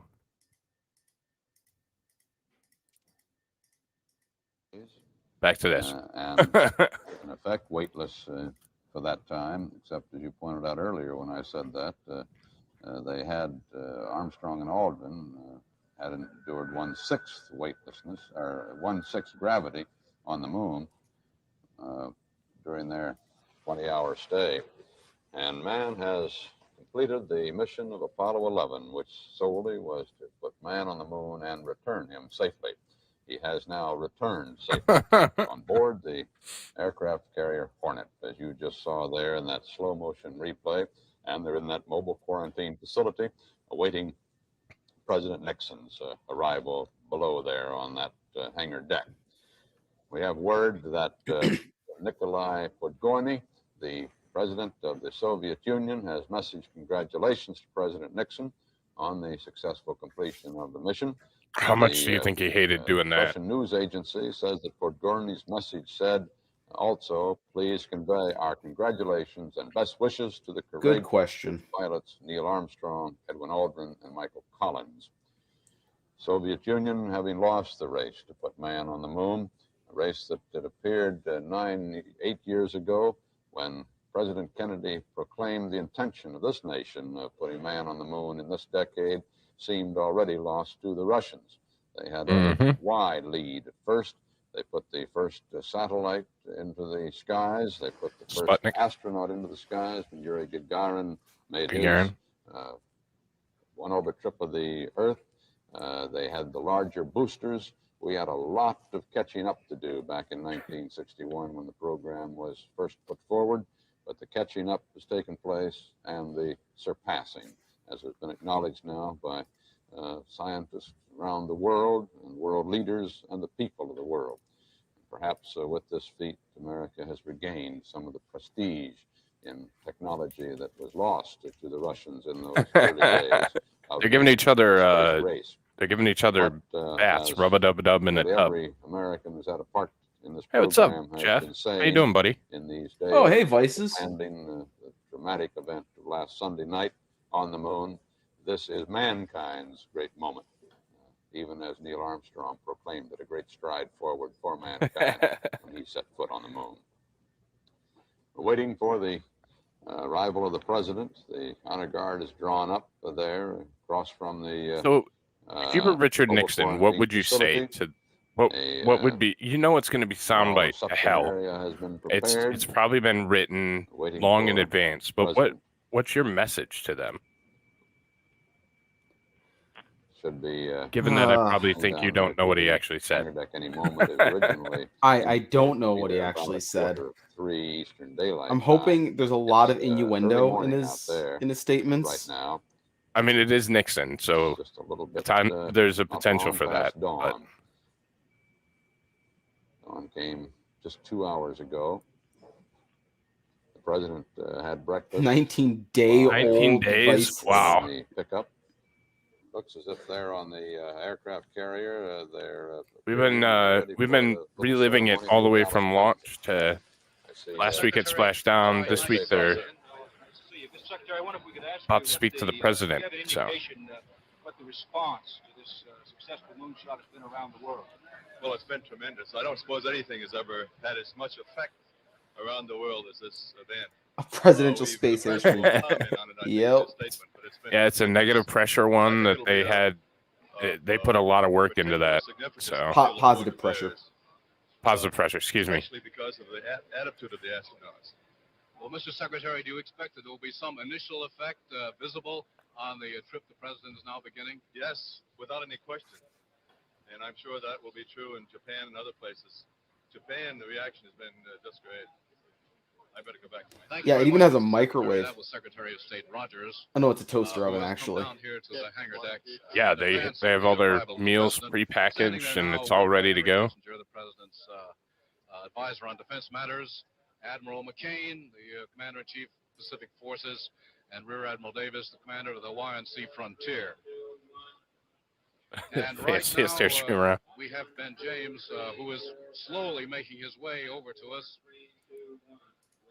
Ben, what is the word from inside the mobile quarantine facility on the condition of the astronauts? Well, Dr. Carpentier says they appear to be in great condition. He's finished taking the blood samples and the swabs, so he's through with them. And at the time I was talking over there a couple of minutes ago, Aldrin is getting out of the shower. Armstrong and Collins are all ready. They're dressed. I talked to Collins. He said he's proud to be back. They're all very happy to be back. I can imagine. And very proud, of course, of what they've accomplished for the whole world. Don't open the door. Especially proud of the recovery force, Dallas, so that's a good thing. Well, I don't blame them a bit. The recovery went off without a single hitch as far as we could tell. It certainly seemed to. It was one of our best, I guess. I suppose it's too early, Ben, to find out if there is any initial determination by Dr. Carpentier about the possible effects of the lunar excursion by Aldrin and Armstrong. Yes, of course, this is a cursory examination. This is a normal physical that he's going through now, as you know. Wait, the Admiral McCain is Senator McCain's dad? Wow. Of these things back in Houston are going to be the determining factor. But he says, from a medical point of view, at this particular time, they look great. They look just great. This has been the report on almost every other flight, hasn't it? That's right. So they mentioned that there was a blood test and was there any particular what the hell is that? Blood tests and all that kind of stuff. They literally became pincushions for the rest of their life. They had to submit to different testing for, longevity's sake and all that good stuff. So They're feeling fine. I think that would be unfortunate. In great shape. They feel fine. They can't wait to Really? Well, yeah. That will be great news, not only for their I families, hate but for that. the whole American Oh yeah. I know for us. Well, they wanted to know the long-term effects That was and Ben James, the NASA Public deep Affairs space officer, who has flight. given us that first, most encouraging word on the condition of our astronauts Armstrong, Aldrin, and Collins, following their return from their lunar flight and the initial medical examination by Dr. Bill Carpentier inside the mobile quarantine facility. Very shortly now, we can expect that President Nixon, who has been kept informed in detail of the developments down here on the flight deck, will be making his appearance also on Come on, the Tricky hangar deck, Dick. and will be coming over to congratulate the astronauts. Undoubtedly, he also He's trying to find a place to hide the we bugs. just now received that the astronauts are in good condition, happy to be back, and delighted with the recovery which went off without a flaw. We hear now that it'll be 4 minutes, and President Nixon 4 minutes, will okay. be down here on the hangar deck. So, The Marine Honor are Guard you is relieved standing at this attention on point? either side of the door Are to you the mobile are quarantine you facility. excited? Like, what goes through your Any mind as moment an now, astronaut the coming back curtains in from the window this over the this big of a presidential space seal flight? will be drawn back, revealing Well, they're the three probably pretty happy to astronauts. be able to take a shower for the first time Ben in James spoke a moment very ago, long time. about Right. the fact that one Hopefully, will it's not take a cold. shower. There is a Yeah. But very pocket-sized laboratory up in the forward end of the MQF. I mean, I And think you there would is go space through for so the many showers. emotions. You Like don't have, you're excited that you're it's not a safe full-size shower and back by any home. means. It's a You're sort of very, very small you're coming off size the bathtub, almost probably the biggest high of your entire life. yeah, with the a come shower down of adrenaline's overhead, probably so that they can probably shower. brutal. The Oh, yeah. MQF is receiving ship's water at this time, but that will be cut off just before His the father was the MQF is commander-in-chief for the offloaded at Pacific Pearl Naval Harbor Force at the time. the His grandfather was Hartsville also an admiral. Air Force Base, and then flown back Huh. to I mean, it Ellington makes Air Force sense. Base in They Texas. At which point, they still usually in are the MQF, the astronauts will embedded be removed from the C-141 once they become incredibly successful like that. in another Multiple generations of them. So trailer. They call it a 40K crawler will be taken over to Ellington to the Lunar Receiving Laboratory. wait, so they are moving the whole thing? Here now on the Yeah. hangar deck. Because I still haven't got if they're leaving it on the boat or moving the entire thing. The Airstream, they literally Yeah. had a picture of it getting like moved, like via forklift. Door on the side of the mobile quarantine facility, waiting only for the moment when the command module will be brought on board. The command module, when it is brought back to land, Siggy, a beer and a steak. Yeah. for a 21-day quarantine period and a very detailed inspection. Not By if that they're time, pumping in the pure lunar oxygen. the lunar rocks that the astronauts If they're brought back still from the pumping moon them full of will pure have long oxygen, since that's been just so removed bad. and, Oh, I know. sent to the various scientific teams that have And I would been rather go with a whiskey than a beer, frankly. At this point, the samples I from, deserve something harder. our Earth's Yeah. planet, our sister planet, the moon. For an Kissinger? examination Wait, did somebody say detail Kissinger on here? Of the lunar soil, the lunar rocks, and the other substances the astronauts brought I didn't back. think I heard it, but Also removed possibly. from the command module while it's on board the Hornet will be some of the astronauts' personal effects and a few other bits of material. They will be taken out by John Hirosaki, the NASA project engineer, and also by the astronauts. Okay. Huh. Correction on something I said a moment ago. The spacecraft will be sent to Houston, Texas, not down to California. Right. That's what I thought. Space Center, Houston, Now, at Johnson this Space moment, Center. Down here, the dignitaries who Kissinger are was everywhere. He's like, with the presidential party are gathering. There's, of course, first of all, Secretary of State Rogers, who is carrying one of the Hornets baseball caps, caps that the captain has been spreading around. The president has come down the escalator. yeah, Kissinger was there too, says Jeff. So Ruffles and flourishes. there we go.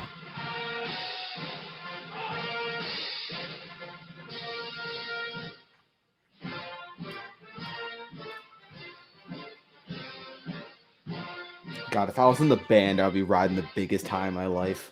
Oh yeah. Like any job on this entire mission would have been historic. Like I would have literally done anything to be on this mission.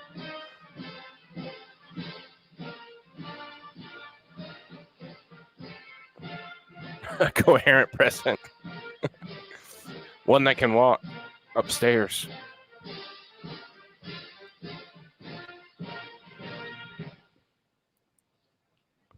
President Nixon waving to the astronauts. The curtains have been drawn. There they are in the rear window. Huh. President signaling for applause from the crowd. Astronauts gather in the window. Neil, Buzz, and Mike, I want you to know that I think I'm the luckiest man in the world.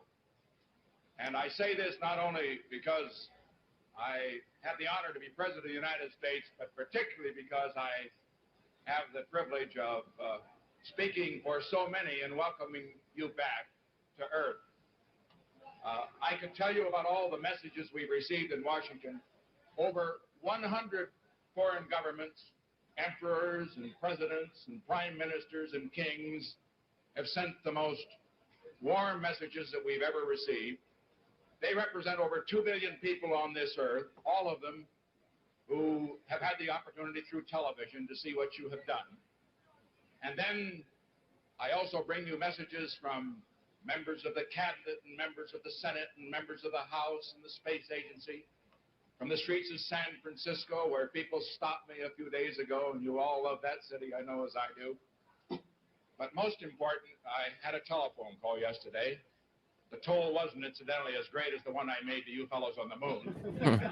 I made that collect incidentally. That middle guy's the guy who died recently. But I called three, in my view, three of the greatest ladies and most courageous ladies in the whole world today, your wives. And from Jan and Joan and Pat, I bring their love and their congratulations. We think it's just wonderful that Why aren't they here? could have participated at least through television in this return. We're only sorry they couldn't be here. And also, I've got to let you in a little secret. I don't made a know. date That's a good question. They spent billions on this project, and they couldn't fly out 3 civs. August, right after you come out of quarantine. Apparently not. It will be a state dinner. Held in No women allowed. Wait, you're right. I forgot. the ambassadors, others Oh, from they around did the say world nobody, in no America. women could be on the And, in the they told me quarantine. that you So would come too. And all I want to know, will you come? We want to honor you. Oh, we're gonna come.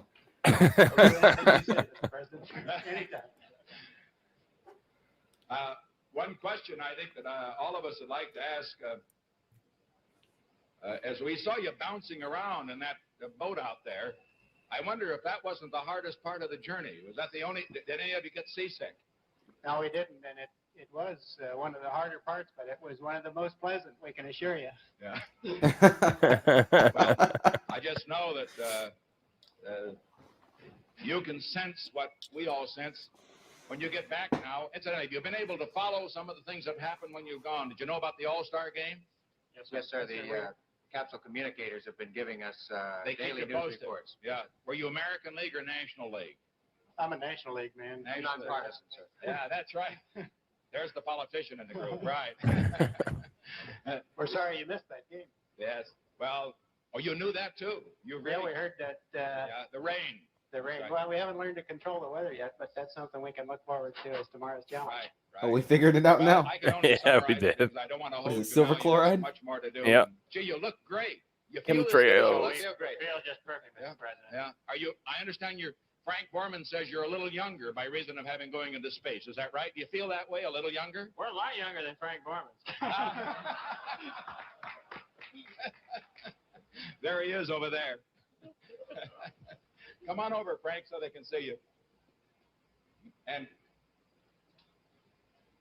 you going to take that lying down? Are they It looks like he has aged in the last couple of weeks. Come on, Frank. Mr. President, the one thing I wanted, we have a poet in Mike Collins, and he really gave me a hard time for describing you words of fantastic and beautiful. And I counted them. In 3 minutes up there, you used 4 fantastics and 2 beautifuls.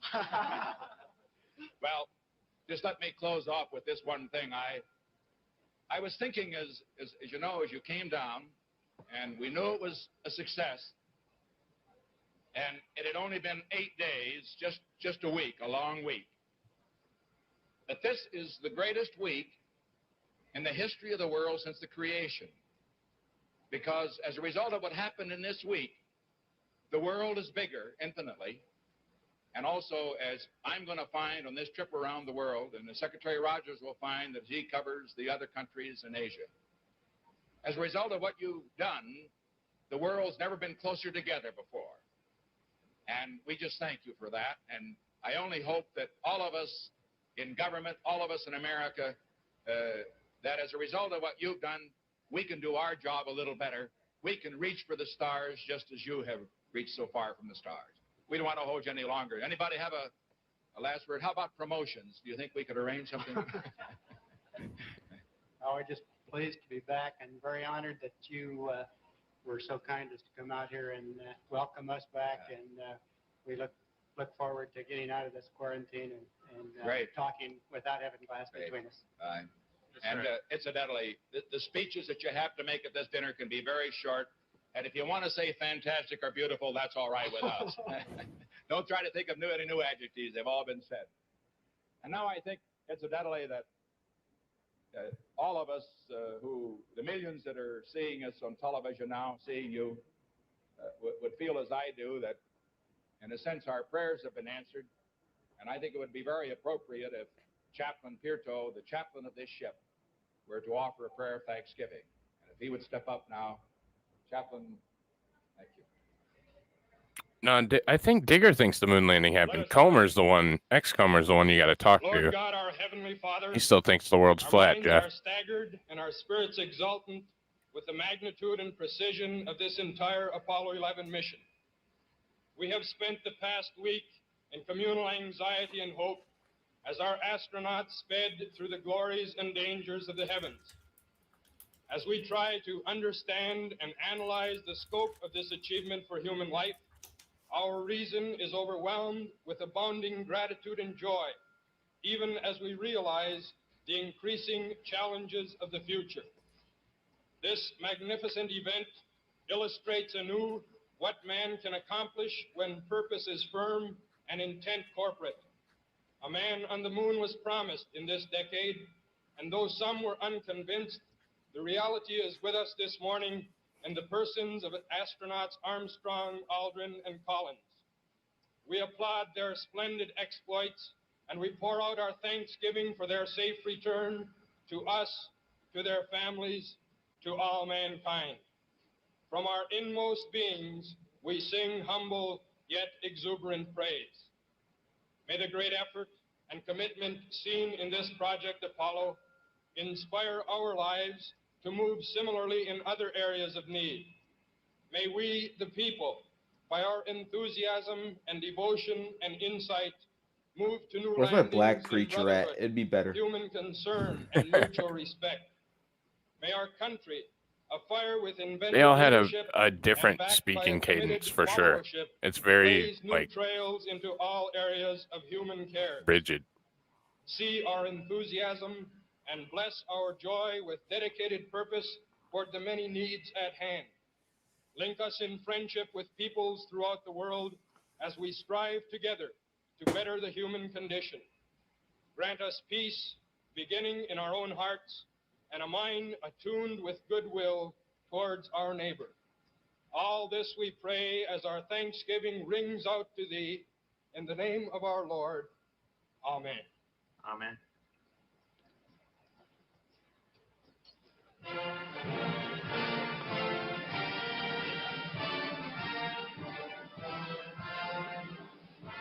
God, they could barely stand in that tiny pod. Oh yeah. Just think of the national pride at this time, though. It's so much more than a space flight, and that's what I've always said. Like there's so much. So many people contributed to such a lofty goal, and there was a genuine national pride at the time that I don't think we've ever matched. No, we can't have it nowadays. We'd be considered terrorists, maybe? Everythingist. It's just sad because there's so much out there that could push the bounds of science and humanity, and we just can't come together long enough to build it. So Shoot, we sent the literal Statue of Liberty up into space, and people were just shitting on it. Right. Oh, it failed just like Twitter. No, that was a successful flight. Now ruffles and flourishes, and again, hail to the chief.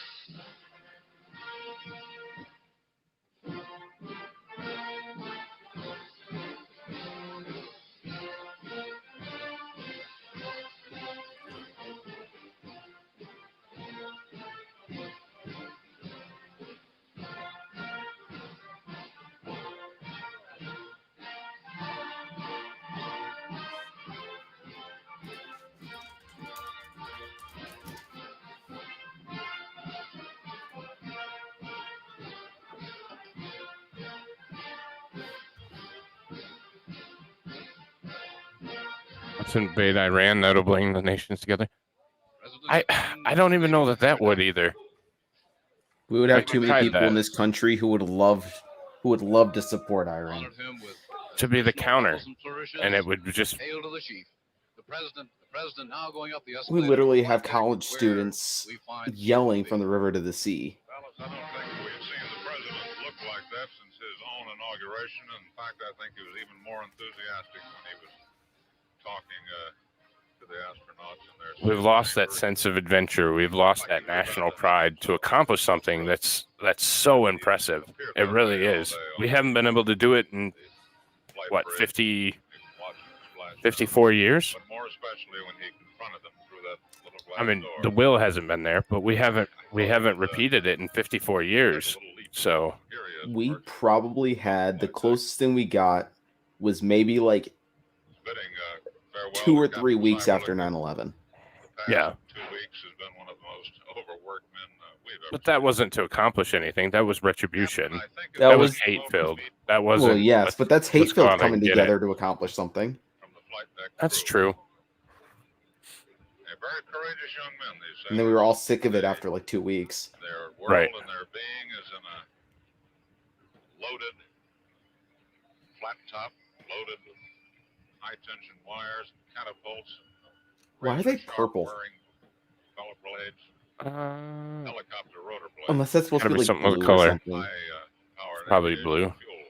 Well, no, they're on the carrier, right? So they have different groups for different jobs on the carrier deck. Oh, okay. Because you can't hear real well because of all the aircraft. Now the president is going down the line, shaking hands with those flight deck crewmen. A little grimy and a little dirty, but no one deserves the presidential handshake more. These young fellas who keep the planes flying on and off. It's just impressive. It's impressive to me that we were capable of doing something Different chores they have on the flight deck, dealing with so spectacular. fuel or safety, moving helicopters. It's getting near the rainbow side boys who have those different flight colors on. There you'll go, we assume, right up the steps and into Marine One. Somebody asked Captain Cyberlick the other day whether this wasn't a great inconvenience having the president and all his party on board when he was trying to recover astronauts in a spacecraft. And he said, no, he thought it was an inconvenience for the president to have to get up before 5 o'clock in the morning. We asked him many times whether this hinged upon his duties of getting the astronauts back. He said no. It said the presence of the president really pointed up the importance of this historic event.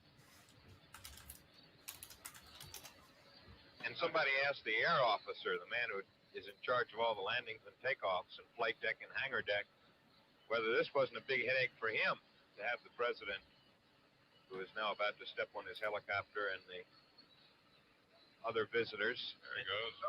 Final wave. And I mean, yeah, you got to get the president out there too. That's not. Sunday afternoon compared to the air operations off North Vietnam. Takeoff and landing every 12 minutes from this carrier off Vietnam. Wow. Was that That's Chaplain impressive. Barrow that gave the prayer down there? I was away from the mic, Ron. Yes, it was. He's the one who played President Nixon all during the simulations, the drills for the president's visit. We understand he's beginning to talk politics around the boardroom lately. Taking a lot of ribbing about that.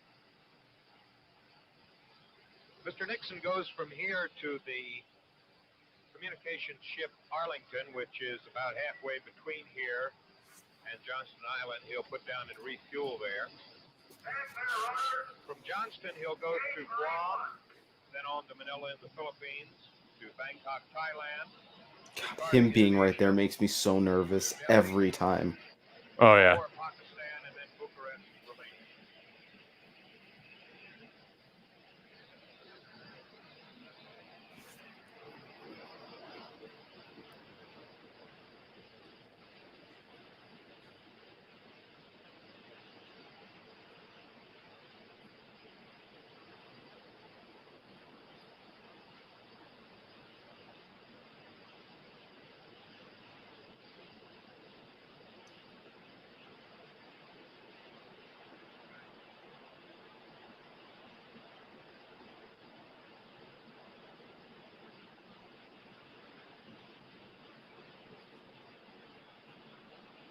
Marine one leaving the boat.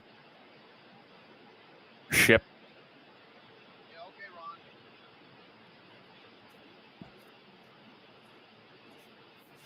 I don't know. Seems kind of like a dinghy to me, you know.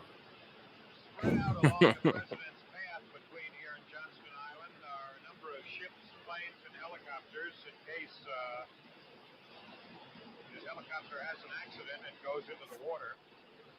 There's the Arlington, the communication ship, the destroyer Goldsboro, a guided missile destroyer, and the destroyer Carpenter. Also a Navy radar constellation, an EC-121 overhead, and an Air Force C-130 with pararescue men on board.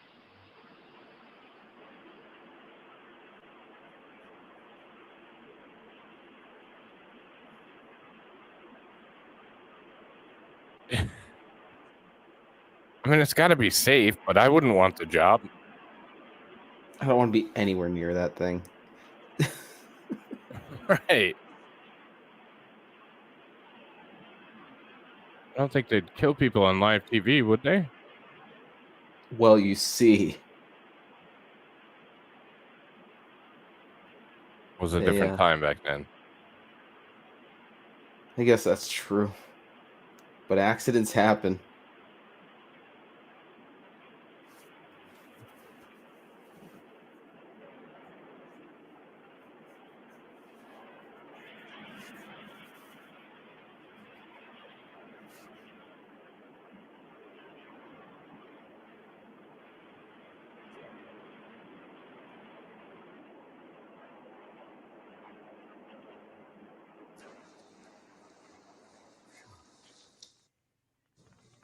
And so President Nixon, after telling the men of Apollo 11 that their mission was one of the greatest events, the greatest event in the history of man, flies away from the recovery aircraft carrier Hornet on his flight around the world. CBS News coverage of the recovery of Apollo 11 will continue in a moment. Near Honolulu lies Makaha, famous for surf. Here at Makaha, an unusual surfboard, a paper surfboard, made of a new corrugated paper from the International Paper Company. I saw this last week, too. I've never seen a paper surfboard.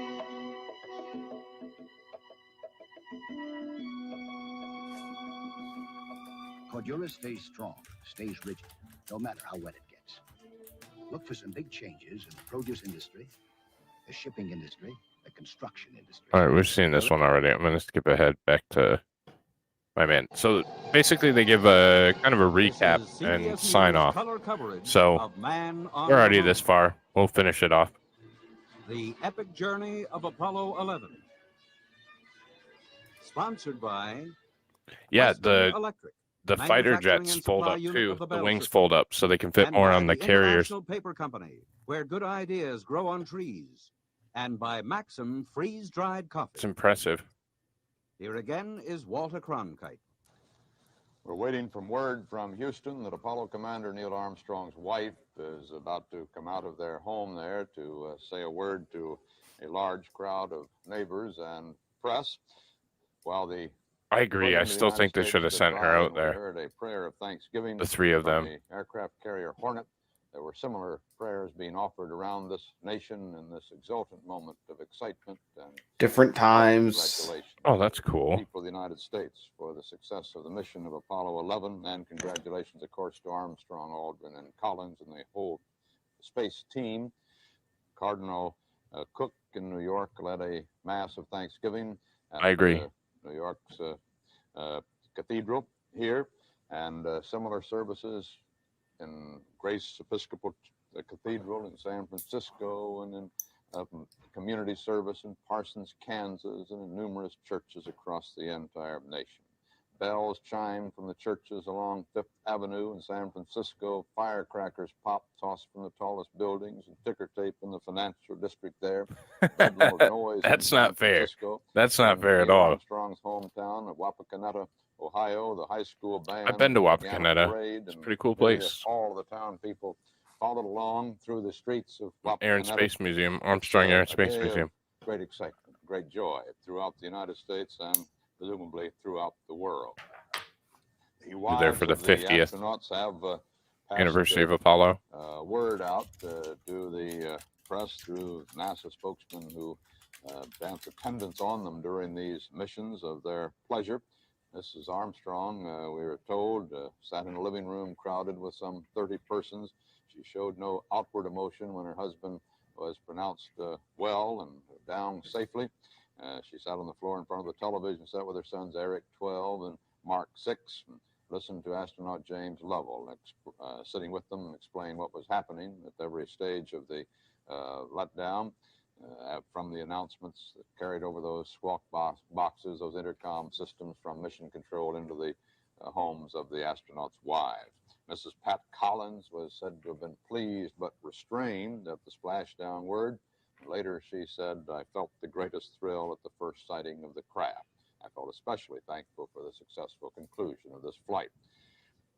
She had 6 astronaut wives with her at their home Houston at the Manned Space Center, and champagne began flowing just as soon as the splashdown took place. The Aldrin home, likewise, the champagne corks popped with father-in-law Michael Archer of Arcadia doing the festivities there, said. And also there were firecrackers on the home of the lawn of the Aldrin home. Reaction excited around the world. We heard President Nixon say that there might be promotions in the wind for these fellows, or suggest as much.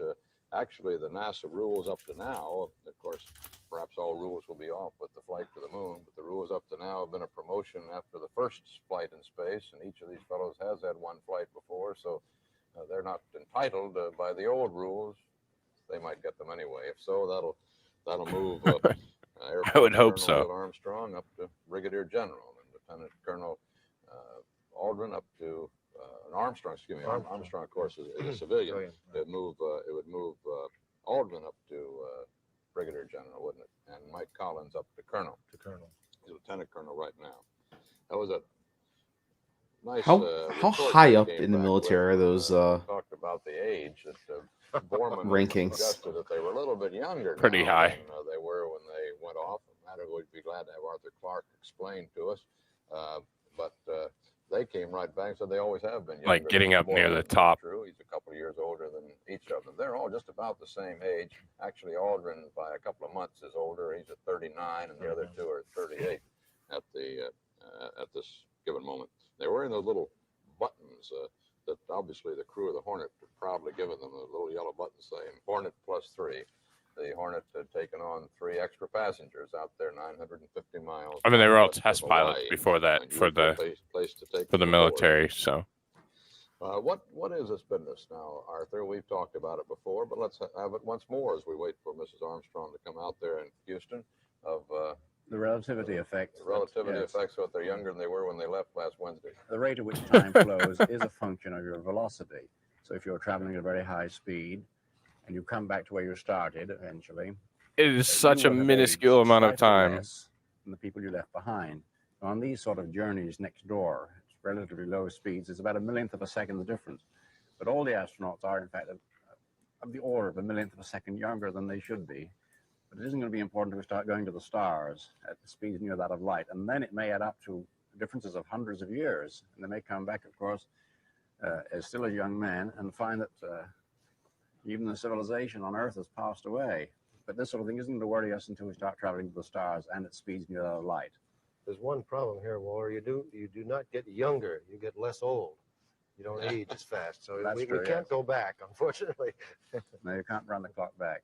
But in principle, you could nanoseconds, come back a woohoo! million years from now and be only a few years older than you were when you started, as far as you're concerned. On the other hand, whether you're younger or older, you, Wally, have seen, I don't know how many times, more sunrises and sunsets than you're entitled to, because you're in every orbit of the Earth, and you've made as many as anybody practically, or almost. But every orbit of the Earth, you're making that in an hour and a half. It's about 16 per day, and let's see, after about 12 days, that's quite a few of them, isn't it? Yeah. It's crossing the international date line every 90 minutes. You could wind the calendar back, you know. That's the way to get younger, I suppose. That's the way. We're waiting for Mrs. Armstrong at Houston, waiting for word that she is leaving her house, and the television cameras are set up there on the lawn. I believe she gives an interview if I'm correct, waiting to or if I see the remember wife correctly. of the commander of Apollo 11 on this great day when they have returned safely to Earth after the historic mission to the moon. As we reported a little bit earlier, congratulations are flowing in now to Washington again. This is the second time, really. They came the first time upon the landing on the moon, and now with the successful completion of the entire mission again. President Podgorny, the Soviet Union, has sent his congratulations from Moscow. God, that had to be a tough message to send, for real. Reports. You know, For the Russians. only as we wait for Mrs. Armstrong, something occurs to me here. I got a very nice General Ed White. I mean, good of them to actually send it, though. Yeah, no, I mean, hella classy, for real. Pad fire of the But it would have been tough. First test flight of the Apollo Command Module, along with Gus Grissom and Roger Chaffee. You know, we say frequently, and it's almost a cliche, that these men die. The audio just switched. Or is that just me? Because they made a it did something weird. Yeah, okay. Here's Mrs. Armstrong. Come forward, Mrs. Armstrong, please. How are you today? Have all your prayers commanded. You can't accelerate to the speed of light. Can't accelerate mass to the speed of light. Well, light is mass. President Nixon, President Johnson, President Kennedy. Photons don't have mass. Yes, they do. To all of the contractors that have helped You make sure? this flight successful. Yeah. To the astronaut crew, to the men, the 3 men who made this historic flight, and to all the peoples of the world, we thank you for everything. Theoretically, you can't accelerate mass to the speed of light. So, because then you have time dilation.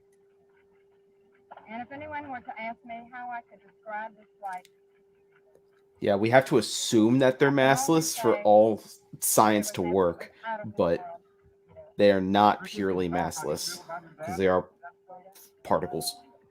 That makes sense because they don't actually accelerate to the speed of light anyways because it's variable. But different discussion for a different day Armstrong, did you have any sort of based on the medium. They might be able to tell us about now.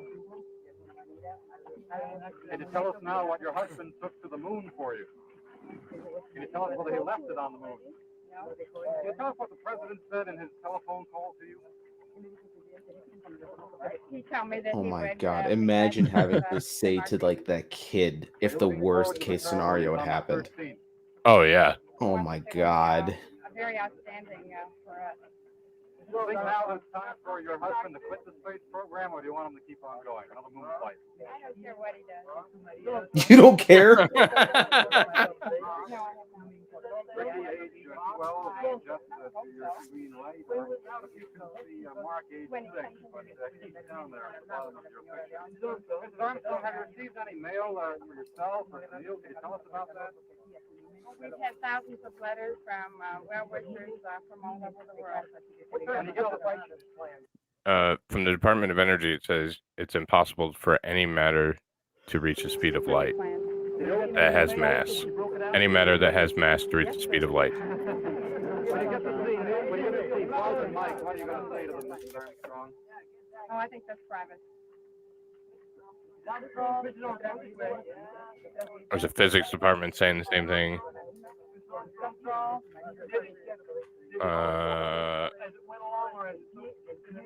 Texas A&M. Would you repeat that, please? Have you realized the historic of this flight as it went along, or is it so many different moments? You're still numb? I'm still numb. What was the most exciting moment? You'd have to have infinite mass.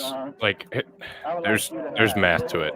We'll talk about it some other time. But It'll be a new Science Sunday. Yep. display of a yellow moon representing the moon and a white. I thought I was right. And we also have a presentation in gratitude for your help. You will receive this. Well, it's nice that Mrs. Armstrong could get flowers. I guess there'll always be a public relations man, won't there? But it's a very kind thought, obviously expresses the wishes of all of us. If we could all send flowers to Mrs. Armstrong, we all probably like to. But, she'd be buried in them there in Houston. We had the thought a moment ago. I'll answer your about question in Gus just a second, Whitman and Digger. Ed White and Roger Chaffee, that they did not die in vain because, quite clearly, Wally and Arthur, the program was in trouble when, and it proved that the program was in trouble by that very tragic accident, and the investigation of that accident that Frank Borman led to refinements in the program, considerable refinement in the program that really has given us this almost perfect record now since your first flight on Apollo 7, the flight that Gus was to have made, and leading up to this magnificent climax today. It's a great sense of triumph, Walter. I think the word Phoenix might have been another name. We did rise out of the ashes, and very, very well. I think the crew performed flawlessly on this mission. It's one of those textbook flights again that I really enjoy seeing. So Gus and Roger and Ed certainly did not die in vain. CBS News coverage of the recovery of Apollo 11 will continue in a moment. Ooh, commercial. So mass increases with speed is basically why it's impossible to accelerate to the speed of light. But Infinitely anyway, masses. Yeah. it would be cut. Yeah.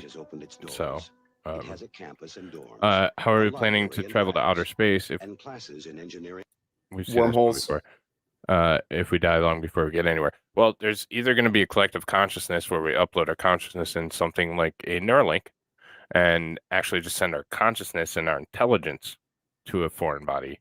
But these meat bags that we have currently, or some kind of drastic evolution, but these meat bags are just not built for it. Will never be successful.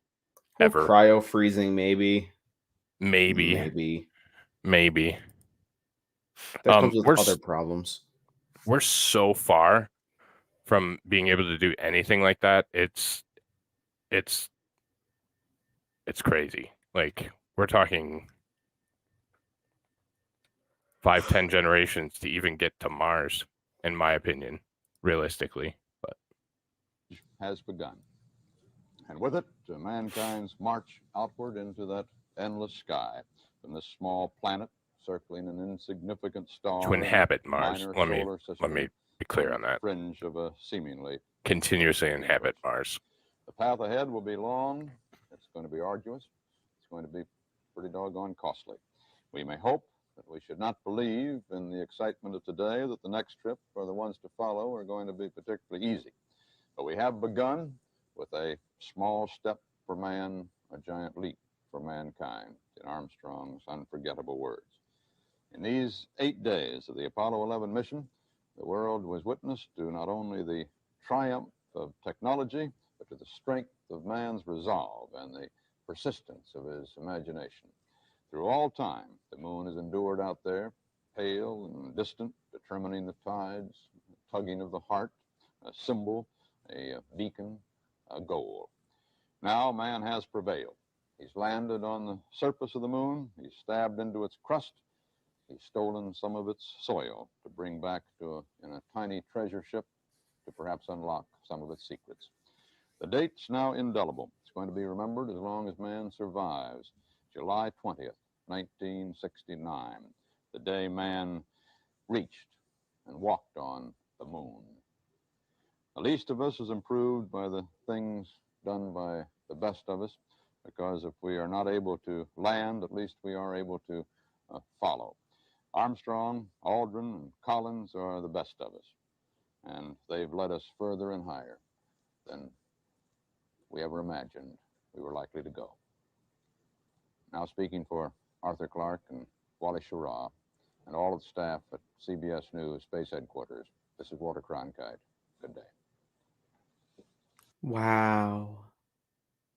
And that is CBS's coverage on July 24th, 1969 of the Apollo mission. Next week, we will get into the press conference.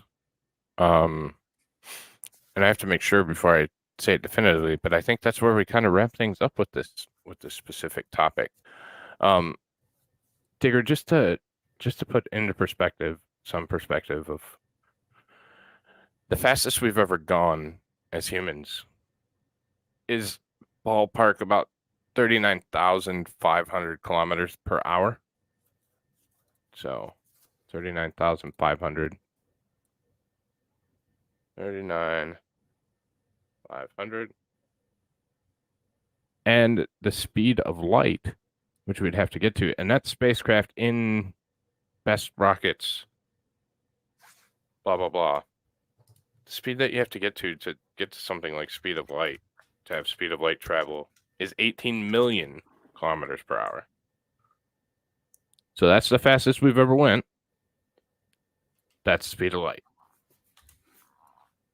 So, like, we are so far, even when you look at just a simple number, just like that, like we are so far off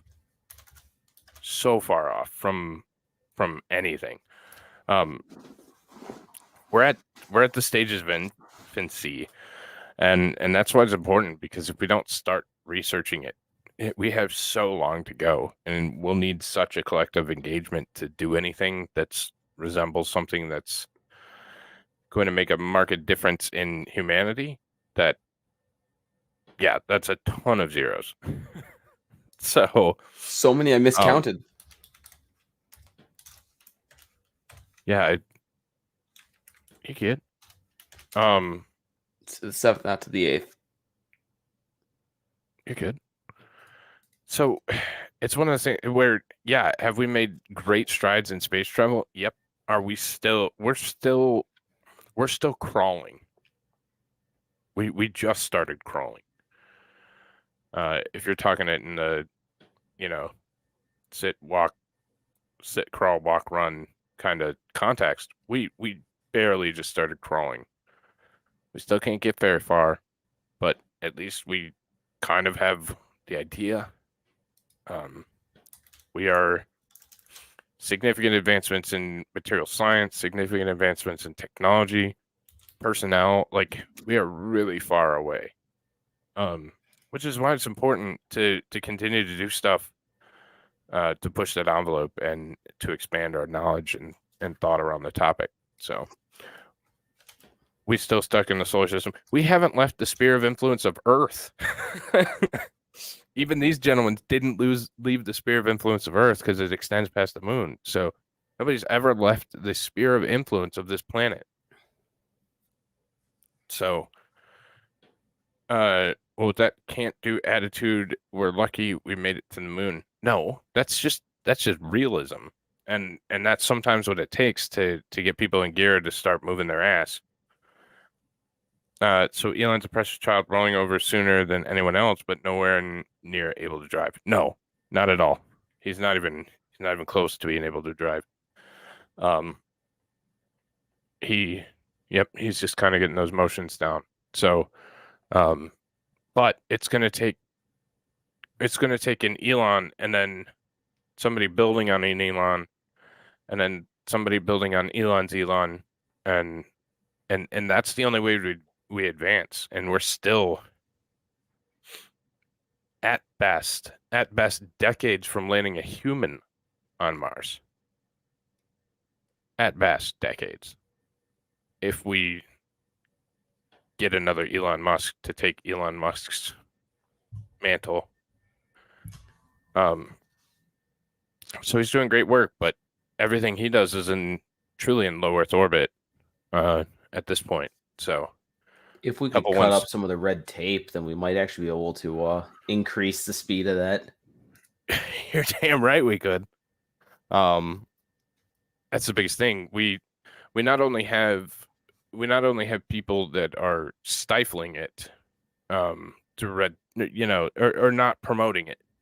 So it's not I expect you to promote the next rocket company or the next launch or the next this. Just stay the hell out of the way and let them develop. Let them innovate. Let them bring new ideas to the market. and they don't. I can tell you that they don't.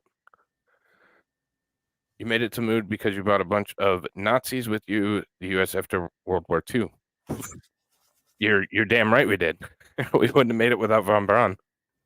And I don't know, maybe we need the next crop of Nazis. So we'll find some Ukrainians. Basically the same thing.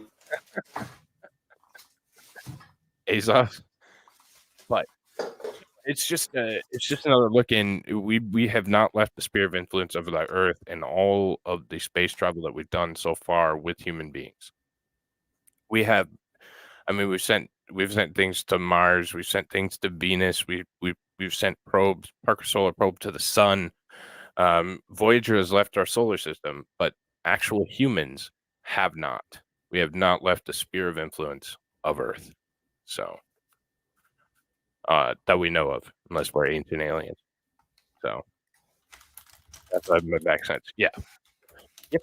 So yeah, just something to think of and something to kind of process, that we need a lot more. We need a ton more advancement to ever get anywhere, even remotely, towards colonizing other stars. I mean, what is it? 4.7 light years to Centauri A. I think it's 4.7 light years. You're asking the wrong guy. Which is a long way. It's a long way. So what would that be? Hang on, I'll do the math.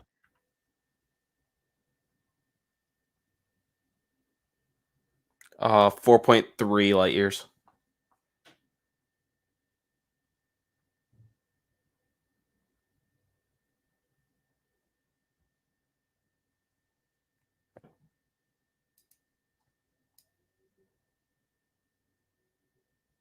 Uh, 77,383,326.25 miles. Kilometers. Sorry. Kilometer. 4.3, yeah. So we take that and divide it by our top speed so far of about 40,000 kilometers, and we're a long way away. So we have a long way to go. We have a long way to go. Not to say that this wasn't an absolutely, with the technology that we had back then, this was an absolutely fantastic achievement. And I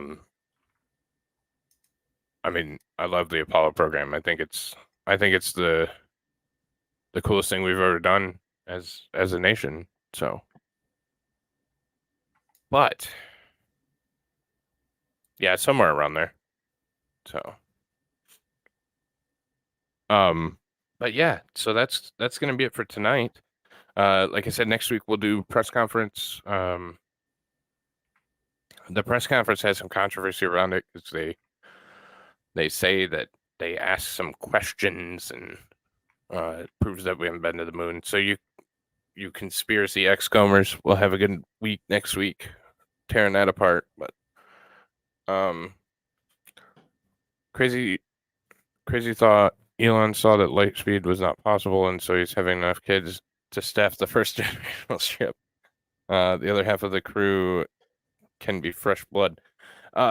Possibly. I mean, we're so far out from that, even if we, I mean, It's the movie WALL-E.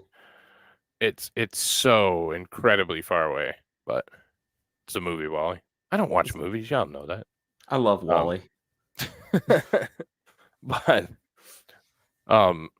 But yeah, I mean, you'd have to have many generations, but it's something to think about, and it's not something to be discouraging. It's something to be encouraging, that we need that much more development and new technologies and things of that nature to make it a reality. So, never seen WALL-E? Yeah, she just made it up. It wasn't WALL-E. Are you looking up WALL-E now? No. Oh. You also then get into relativity, and you get into space time, and you get into like we said, that's a topic for another day that we can discuss. But I mean, it's significantly far away. I hope we get there, but it won't be in my lifetime. So, but like I said, I think that's going to be it for us tonight. Bri, do you have anything to add, kind sir? I hope you're all doing well. I may or may not get a video out for the first time in who the hell knows how long. I don't keep track of this shit. But Holy shit. What? Who died? Nobody. I to you getting a video out. Oh yeah. It may or may not be the InfoWars game, but oh well. I have on dozens of occasions asked Joe to talk to me about relativity, and never fucking responds to me. So fuck Joe. But yeah, I would love to talk to him but Brian and I will do a show on it for sure. But yes, I have seen him trying to talk about it, and I think it's kind of funny. That's why I wanted to talk to him. But yeah, Brian and I will do a show on relativity and space time, and God, just saying it makes me hate myself. Yeah, hope you do too.